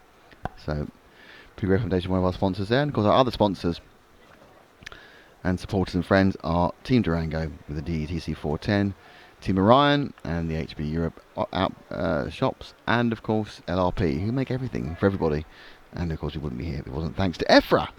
European Federation of Radio Automobiles, who organise this and do a huge amount in the background people don't know and never appreciate. Or they feel unappreciated. It's not good. But just a few minutes away now from the top final. We've got the C final and then the B final. Let's see what we're seeing in the C final.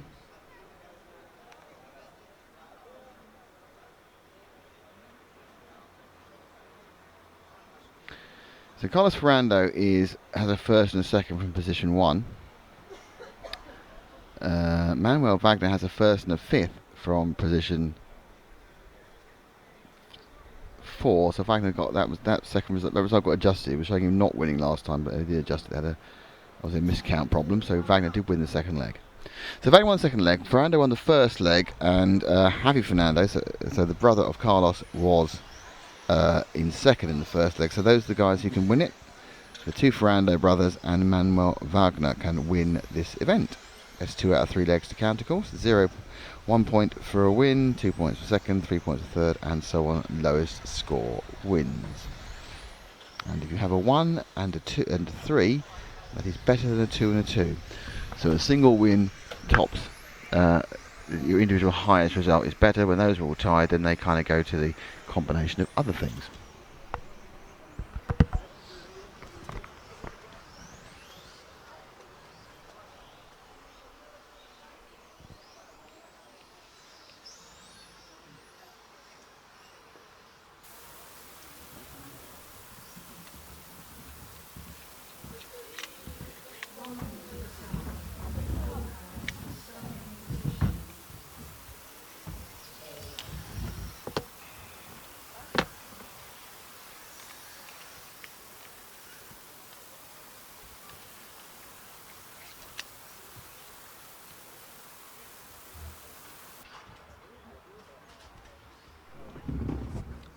Just a little bit of a change there to the other microphone. Can I ask young Matt to throw those in the bin, please? So it's 30 seconds now to the C final.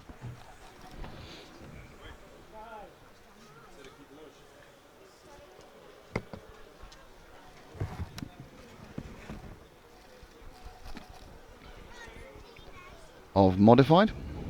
So then we have the B final modified, and then the third leg of the A. All to play for.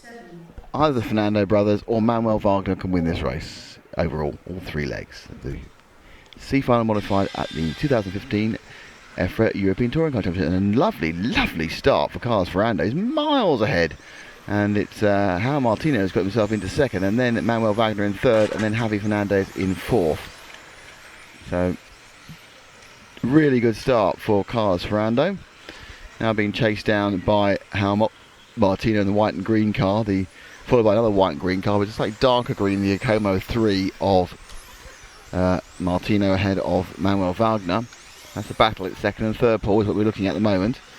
Ferrando, who made a great start, cars in the white car, is being slightly pegged in now by João Martino in the dark green and white car.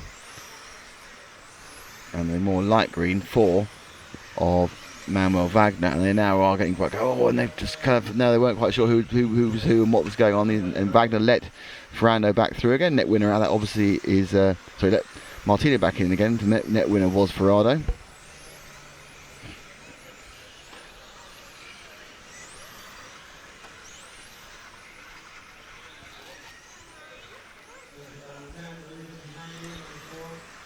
And they all go through again. They're already up amongst the back markers. But it's still in the lead. Carlos Ferrando in the white car. João Martino in the green car in 3 in second. So it's Spain from Portugal again. And it's Portugal also, sorry, it's France in third with Manuel Wagner. The second place man, João Martino, whilst he can win this heat, he can't do anything about winning the overall race. That's out of his hands because he's not had a good enough score so far. And would not overcome the score that's already in the bag for Carlos Ferrando, the white car leading. Now the question is, can Manuel Wagner get through? And if Wagner can get through, can he then attack Ferrando? Because he can still win the whole thing. The C final in mod. They go through the EFRA. Power goes on, and he's just he's got 3. This power, and suddenly just lost the rear end of the 3 of Martino. Now Wagner can go and hit. This is the 2 leg winners now. Our first and second can attack each other And that is what Wagner needed. He needed that little mistake from Martino, and we still have 2:50 to go. So we're not even halfway yet, but a lap from halfway. Now, obviously, what Manuel Wagner needs to make sure is he doesn't lose the place. But already, Carlos Ferrando is being caught up, and suddenly 1, 2, and 3 are close together. But this is the battle. The first and second have both won previous legs. How Martino is more of a spoiler in there, but he has every right to try and win the race for himself. So Wagner now behind Ferrando. They row through the EFRA E. And down the straight. And as close as they can be. 1, 2, 3. Turning to Montec now looking for a go. He's got the inside. Going to get the work. Oh, that'll be a very difficult thing to make work at the inside of the Orion. He gives him a little nudge. Tells him careful. Oh! And that was happening from a long way back. He just gave him a nudge, he crashed him, and that's a big accident. I think that's taken Ferrando out, and that may well make... Now, Wagner's dropped into third. Now, whether they can give him a stop-go, I don't know. Ferrando's dead. That's him out of this race with 1:40 to go. But it's Martino who's leading this. Coming towards us now in car 3, with car 4 second. Now, I'm not quite sure how that's going to play out, because you have a first and a second. I'm not sure if Ferrando might still get a chance to win this overall. But that was quite nice. We've got that to show. Let's have a look and see on the VRC Pro replay while this race settles down for the last minute and a half to go. It's building up for a bit, and then it just happened on the straight. VRC Pro, then Gus came in. Oh, well, yeah, actually, in fairness, Ferrando came across his bows, didn't he, really? It wasn't as... It looked much more like Manuel Wagner taking him out, but I don't think he did. I think he was holding a straight line, and Ferrando came across his bows, lacking a bit of power. He's suffered now because he's out, as is Mika Tipinio and Luis Cortez. But our leader is João Martino, and he's now being called up by Wagner. So they come round now with about 46 seconds to go. This is important, because if Manuel Wagner can get past again, he looks like the same as he did last time. He's looking hard. The darker green, they're very close. They're 3 and 4. It's the darker green and white against the lighter green and white. There's a green tail to them. Oh, come on, you're not going to go with that. Ooh. Well, that was a bit aggressive. It's not being called, though. It's not being called. And so Manuel Wagner from France has had a right old crashy time. Puts him through, but that's going to give him the win, and it will give him the win in the race as well. So whilst he was certainly, I think, innocent of the coming together on the straight with Ferrando, I think in that one it was a little bit robust, to put it mildly. But looks good for Manuel Wagner. He's going to pick up the win overall in the C final with some challenging moves there, I think we'd say. We've got that second incident as well. Let's look from the VRC Pro replay. Going through the Orion. Here they come. He's a long way back. Comes in, gets turned. He shouldn't. It's hard to say, isn't it, really? That's a bit of a difficult one to really judge, that one. That's again, a lot of these things either look worse or not as bad in slow motion. That one look not as bad. Yeah. Usually they look in their most extreme in your mind when you watch them live. Yes, because you haven't got any sort of ability to... and then when you watch them back, they obviously unpick them a little bit. But so yeah, a couple of calls there that we may have made as novice referees weren't called by Javier, and probably rightly so. Yeah, so well done to young Magnus Wagner. Because Manuel Wagner, he would have won that round. I'm pretty certain he would have won that. Let's just see if I can refresh and get the results in. Indeed he is. So the winner of the C final is Wagner Manuel Wagner. Carlos Ferrando is second. Yo Fernando is third. So the Fernando brothers get on the podium. João Martino is fourth. Fernando Cordero is fifth. Athan David, who's a junior, is in sixth. Seventh is Miko Tefanaya. Eighth is Andre Goncalves. Ninth is João Gallo. 10th is Luis Cortez, and 11th is Fabio Barros. And now we have the B final people lined up. And we have no leader here. David Perez has a first and a second in car number 2, and Christopher Krapp in car number 1 has a first and a 7th. Thomas Vigeron has a second and a 7th, so they're the only ones who can win.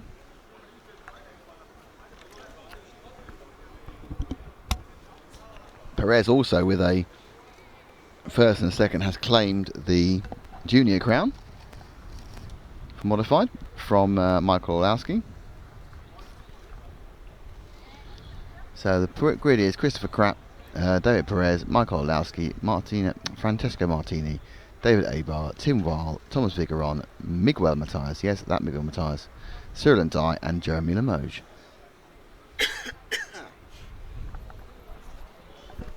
And we are 2 races away from the end of the live action here at...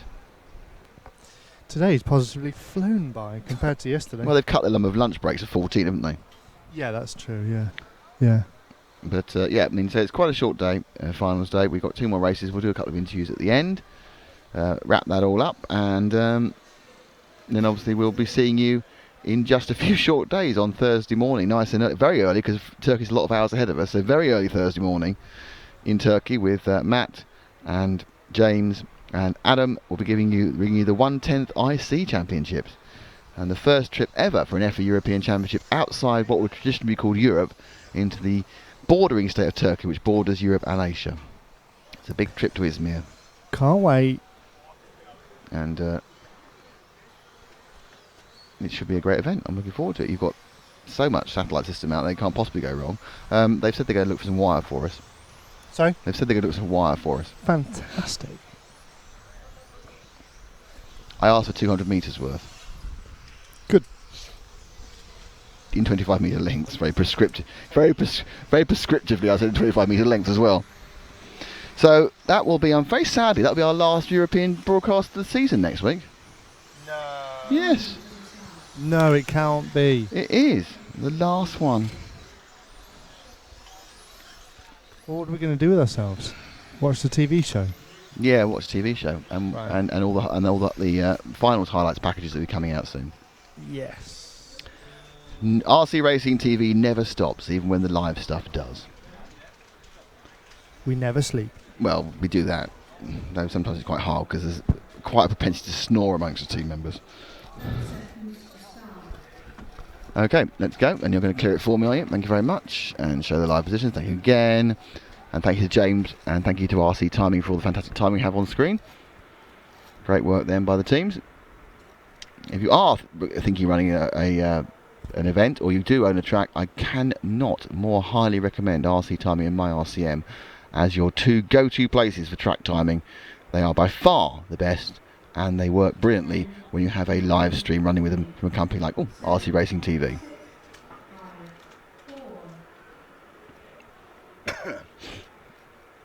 And we're away.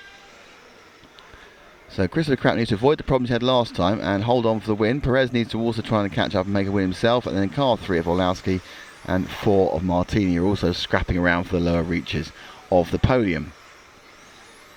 So we get to complete the first lap. It's a nice start for Christopher Krapp. Probably very unhappy he's poling the B and not fighting out in the A. Oh, and Olowski clunks Perez quite hard. So I don't want you to be a junior champion. It's not fair. But he is. He's already won it. That gives Krapp some breathing space. He goes round the Durango D in his Tamiya car. Perez leading Francesco Martini. So we're concentrating on second here, because Krapp's getting away, but Perez again running a bit of a holding pattern to Martini in the greeny car. Oh, look, that looked better than it was, but on the outside, what the net effect there is that Martini got a run on Perez, but he just kind of came in too quickly, bounced off, and it was net result was good luck to Olowski, who picks him to second. Even better luck to Christopher Krapp, who's now sitting on a 1.5 second lead. So Olowski moves into second. Third place is Francesco Martini, and there's David Abar in the sort of lime green, the car that looks like a chocolate lime sweet.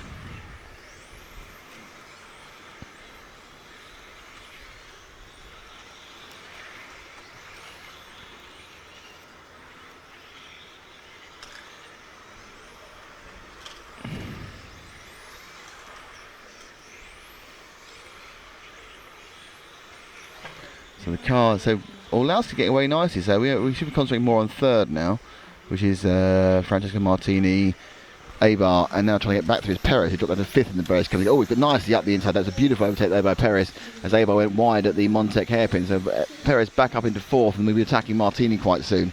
And we are 2 minutes and 10 down, 2 minutes and 50 go. Crap leading quite nicely, though his lead is being eaten into by Orlowski. 3rd, 4th and 5th are coming together. Can Perez take Martini and pick up 3rd place? And Abar's being dragged towards them both. So Perez, a bit unlucky with some comings together early, now looking to get it back up inside Martini. Had a terrible first run. Looking to holding this outside line and looking to cut in tight on the Orion O is a difficult procedure to say the least.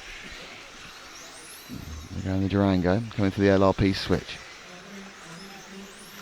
Up to Montec. Abar. Oh, he's going to pick up the pieces. No, he hasn't. Martini picked the pieces. Then Abar. So again, Perez and Martini and Abar. And suddenly Abar goes through all of them. And Martini's rolled. So Abar. So let's move to the 1st and 2nd. We're coming to the EFRA now. At the end of that is Abar managed to get through.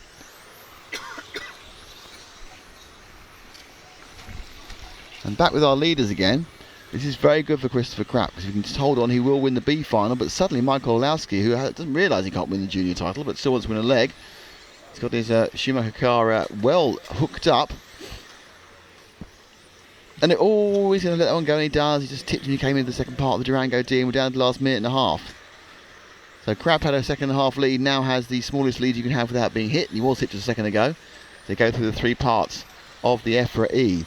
And down the main straight, all that horsepower, brake hard and turn sharp left and round that rotation that is the Durango D. They've gone past the LRP switch already, and then it's just a simple hairpin at Montec before they're very tricky, only because of the curbs and the shape it is for the Orion.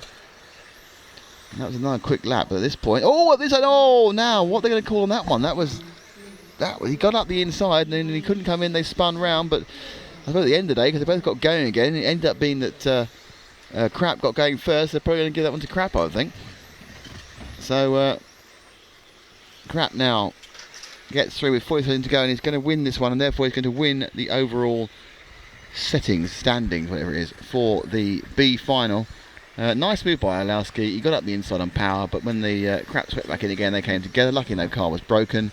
They both went to the barrier, but Krapp got going faster. That kind of took the decision away for the referee, because he was never going to call a foul on Krapp, so it was whether he would call a foul on Orlowski, but Orlowski didn't gain from the move, so he could just let them go, and they carried on in 1st and 2nd, and with 1 lap to go, they will stay that way, because Krapp has a lead of something in the region of 0.5 of a second. Sorry, 1 second he's got a lead, and that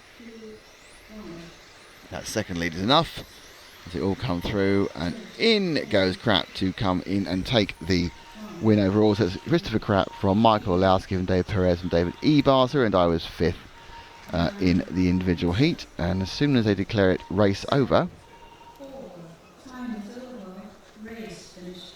we should be able, in about 3 seconds, to press the final thing, and we will have the overall results. And we do. And the winner is Christopher Krapp. In 2nd is David Perez, and Michael Orlowski picks up the 3rd place on the podium in the B final. In 4th it's Thomas Vigeron. In 5th overall it's Miguel Matias. In 6th it's David Abar. In 7th it's Cyril Ndai. In 8th it's Francesco Martini. Didn't really have any luck at all in this event. 9th is Tim Wild. 10th is Jeremy Limoges. So that is your top 10. So now, of course, it's time for, or nearly time, for the final leg of the A final for modified.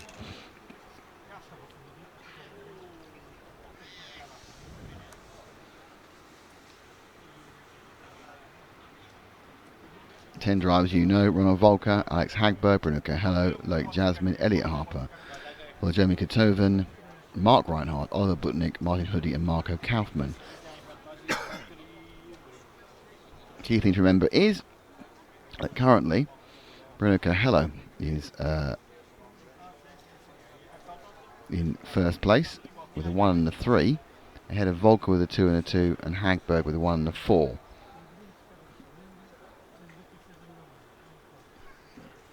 Mark Reinhardt is in 4th.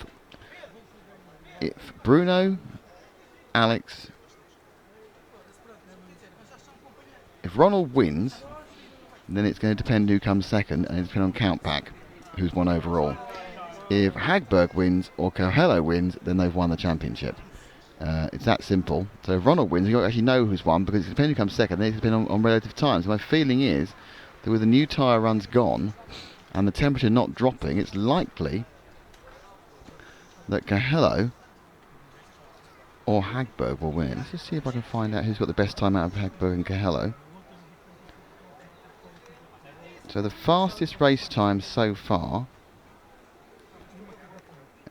Hagberg won the first in the 21.5083 and Coelho in the 5:10. So the 5:083 at the moment, with a second place, if it's 5:10.5 for Bruno and a 5:083 for Hagberg. If Volker wins and is faster than 5:083, he will win regardless. If, however, Hagberg comes second and Volker is not on a 5:083, slower, then he will win. If Bruno comes second and Hagberg is slower than a 5:10.5, then Bruno will win. It's all very up in the air between those three drivers. Everything to play for, and people say that, but really there is everything to play for.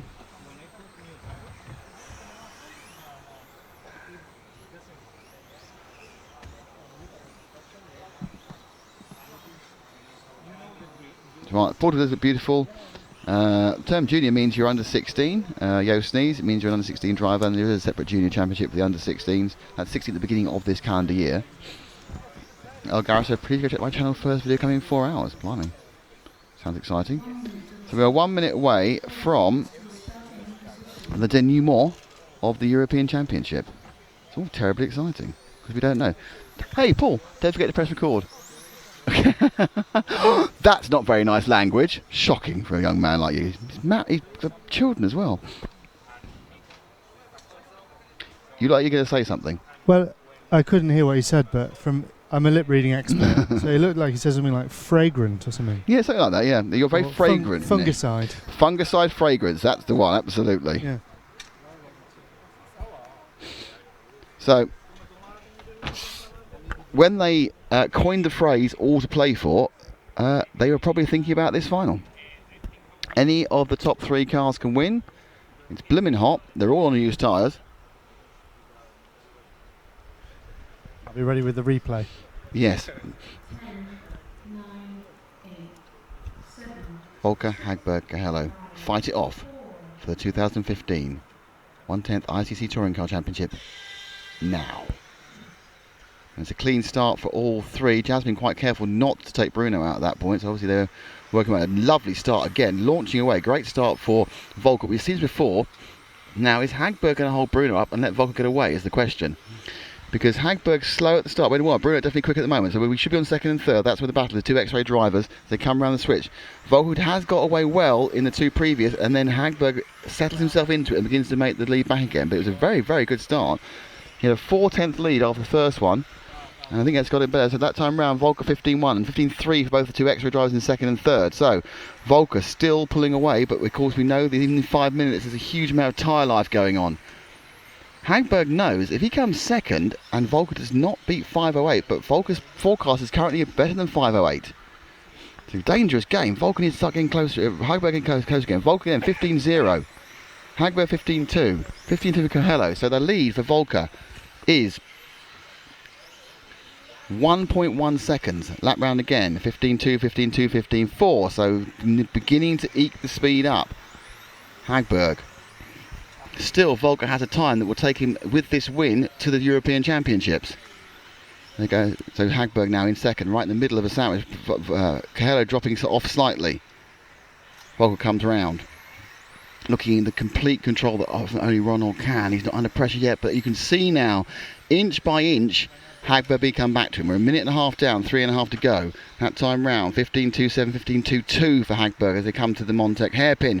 It's only 500s, you need to find a bigger game than that. You have to take 2 bites of cherry into your INO there for Hagberg in the green car.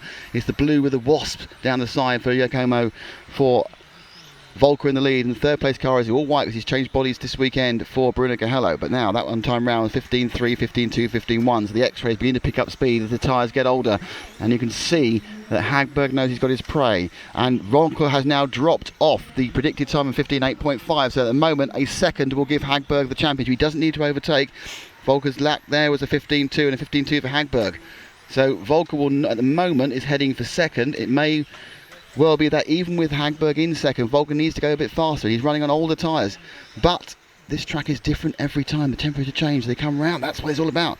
But then, of course, to spoil it with Cahello. Will Cahello come back to him? Cahello has looked faster in the later end. In fourth now, it's Hagberg. He's got past Jasmine and Harper in fifth. But inching by inching, you can see as the tyres get more miles on the tyres, closer and closer gets Hagberg. Now, is Hagberg being told the times is the question? Because if he is, A, it's coachable. B, it's going to tell him, you don't need to overtake Volker. The problem is that towards the back end of this race, and there's 2:13 to go, 2:50 done, if he doesn't get, he'll be backed into Bruno, and Bruno can make the move. Then Bruno will pick up second. He'll be European champion because I don't think that Volker's going to do a 5:10. And Volker suddenly he's on a 5:87. Don't forget, it was a 5:83 was the time for Hagberg. Hagberg, he doesn't want to push Volker on either. So they go through the LRP switch now together. It took him a while, but they're right together. Gaining 700th of a second that last lap was the X-ray of Alexander Hagberg, the European 112 champion, which he won in Slovakia just a few months ago. But the reigning double European champion, well, the last 2 years, so he's won 7, I think, in total. Volker now in the Acomo is looking to hold him off. And Volker is still predicted for time within half a second of winning the European Championship. So even those old tyres, he's got this rhythm going now. Hagberg follows him down the bottom second. And again, Bruno Cahello is getting closer, and he knows that he can perhaps hop in and take this one. It can't be any closer. What is going to happen now? Hagberg, Volker, Cahello. It's the three guys. They've been the class of the field from day one here in Torres Novas. You can never count Volker out of the European Championship. You can never count Hagberg out. And they've definitely delivered in every round of qualifying and in every final. And now they're going together. And the problem is, if Volker's going defensive, his times are dropping off. He's now got a predicted 5:09. He needs to find just 3/4 of a second to win the European Championship, even with Hagberg behind. But Hagberg doesn't need to get past him. He's trailing him round this final. It's all about split times. It's going to be a final that could be decided by nothing at all. Now, of course, Cahello is coming into play as well. With 39 seconds to go, there will be 3 laps, this and 2 more, for the European Championship. 5:08.8 is the prediction, and they're coming together now. Of course, but if Bruno goes past Hagberg, it could give the European Championship to Volker, because he will get faster than the 5:10. Will Bruno risk attacking his teammate and losing the European Championship for X-Ray? We've got 2 laps to find out as they go round for the penultimate time, the Orion O, for the penultimate time round the EFRA, and start the last lap nose to stern. I'm sure Cahello would love to be European champion in Portugal, but he can't win it here because, in fact, there's no way that Volker will not beat his time. Hagberg following through. He needs to be this procession. As it stands, my feeling is that if they go around these next few questions, it is going to be Hagberg's by half a second. And Volker wins it. Hagberg second. Cahello third. I think that it is Hagberg who's got it. And Hagberg thinks he's got it as well by half a second in the end. So by 1.7 of a second he's won that one. Cars go to technical inspection.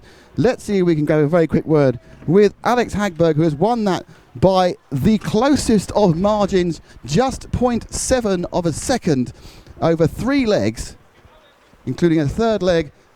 And he wins his second, by our unofficial counting, he wins his second European Championship in just 4 or 5 months. Some great stuff there. And he's taken the congratulations and taking the congratulations of Ronald Volker there. Great run there, so I can go grab and also that was the Mark Reinhard. A lot of camaraderie after 3 very tough runs. Francesco Martini, a fellow X-Ray driver, also giving you congratulations as we try and get up. The problem is when you walk past, we won a European Championship. It happens again. We can go on the track now because there's nothing else happening on the track. You're getting the hug of an old friend and the hug of Mrs. Hoodie, which is the best hug so far. Yuki Umiro is giving a hug. Now a chance for his dad to give him a big hug as well, as he wins his second European champion. He's been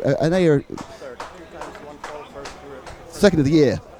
No, he was second 2 years ago. No, second of the year. Second is, I mean, criticised by second of the year. You have to hear the bit that comes before Anders. Second of the year. And Anders Maiberg. It is his 3rd European Championship, but he's now second of the year. And the emotion's getting to him now. So let's see if we can just grab a quick word with Alexander Hagberg. Alexander Hagberg, it's only, 4 months ago when I said this to you. Alexander Hagberg, European champion. Yeah, thank you very much. I mean, it is a remarkable period you've had. World champion just a few months ago, and now 2 European championships with 12th in the touring car. You're very emotional. Does this one mean an awful lot to you? Yeah, I mean, it was probably my most difficult one so far. It was very close today with the other guys, and there was no room for mistakes. So obviously I'm very proud. Did you know, because in the end you won by 0.7 of a second, did you know that Ronald was not on a good enough time to beat your first leg time? Or were you being told at the times where you just feel it wasn't possible with the tyres? I mean, I had a feeling that we were going to go slow because we were on old tires. But, I mean, if I had the opportunity, I would try to overtake him. But it would also be risky, So, in the end, it worked out. But I had a feeling that we were going too slow. And now you get, 2 days rest before you're off to Turkey to try and win another European Championship. Yeah, I'm on it again, and 1 day's rest, and we'll travel tomorrow. So, looking forward to that. Alexander Hagberg, 3-time European champion, congratulations. Thank you. And that's a very, very good performance by Hagberg. I'm not sure how you could know you were 7/10 of a second fast. I need to talk to you, if I can just grab Ronald Volker, because he put in an absolutely storming performance all weekend with a car that perhaps just wasn't quite right for this circuit here in Torres Novas. But even so, some fantastic stuff from Ronald. And in fairness, also Bruno was I think probably decided on the discretion of better part of valor. And certainly this is the best set of touring car finals I can remember for a long time. And I see if I can. He's just sat down. I'll make him stand up again. Ronald, so they said the best selection of touring car finals I can remember for a very, very long time. 3 very close races, and we're going to bring. We'll both stand on the same height this time, as he takes the congratulations of Gordon Harper and the French team. Sometimes you can win a race, but you can't win in a 3-legged final. And with Gordon now giving a little debrief.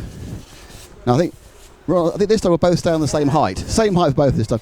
Rod, you're smiling. That was an absolutely superb drive, because on old tyres you got within 7/10 of a second of winning the European Championship.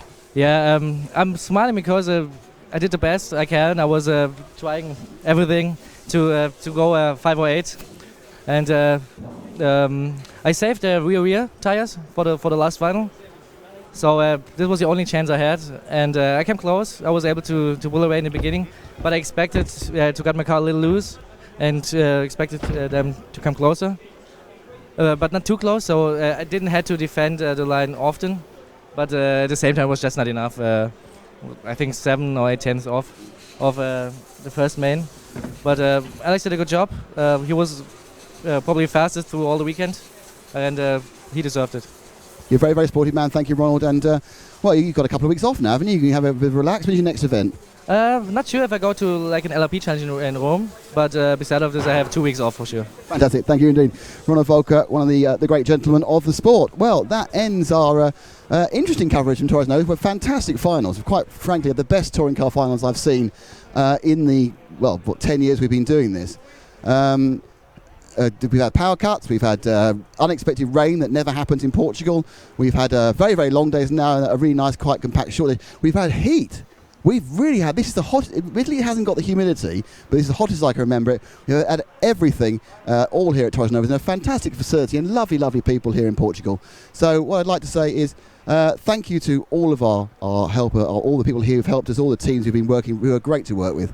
Thanks to Paul Bateman on camera, thanks to Matt McCallum hanging around turning things on and off, but really being the technical genius behind this whole thing. Thanks to Jane Parry back in the UK, who put together with RC timing the timing which keeps us going. But most of all, thanks to EFRA, the European Federation of Radio Automobiles, who are the reason we're here, and our very nice partners, which of course are Team Orion, LRP, Team Durango and Montec. And that's it from us until, next Thursday we go back. We're back from Izmir in Turkey with the 1/10 IC European Championships. See you in 4 days.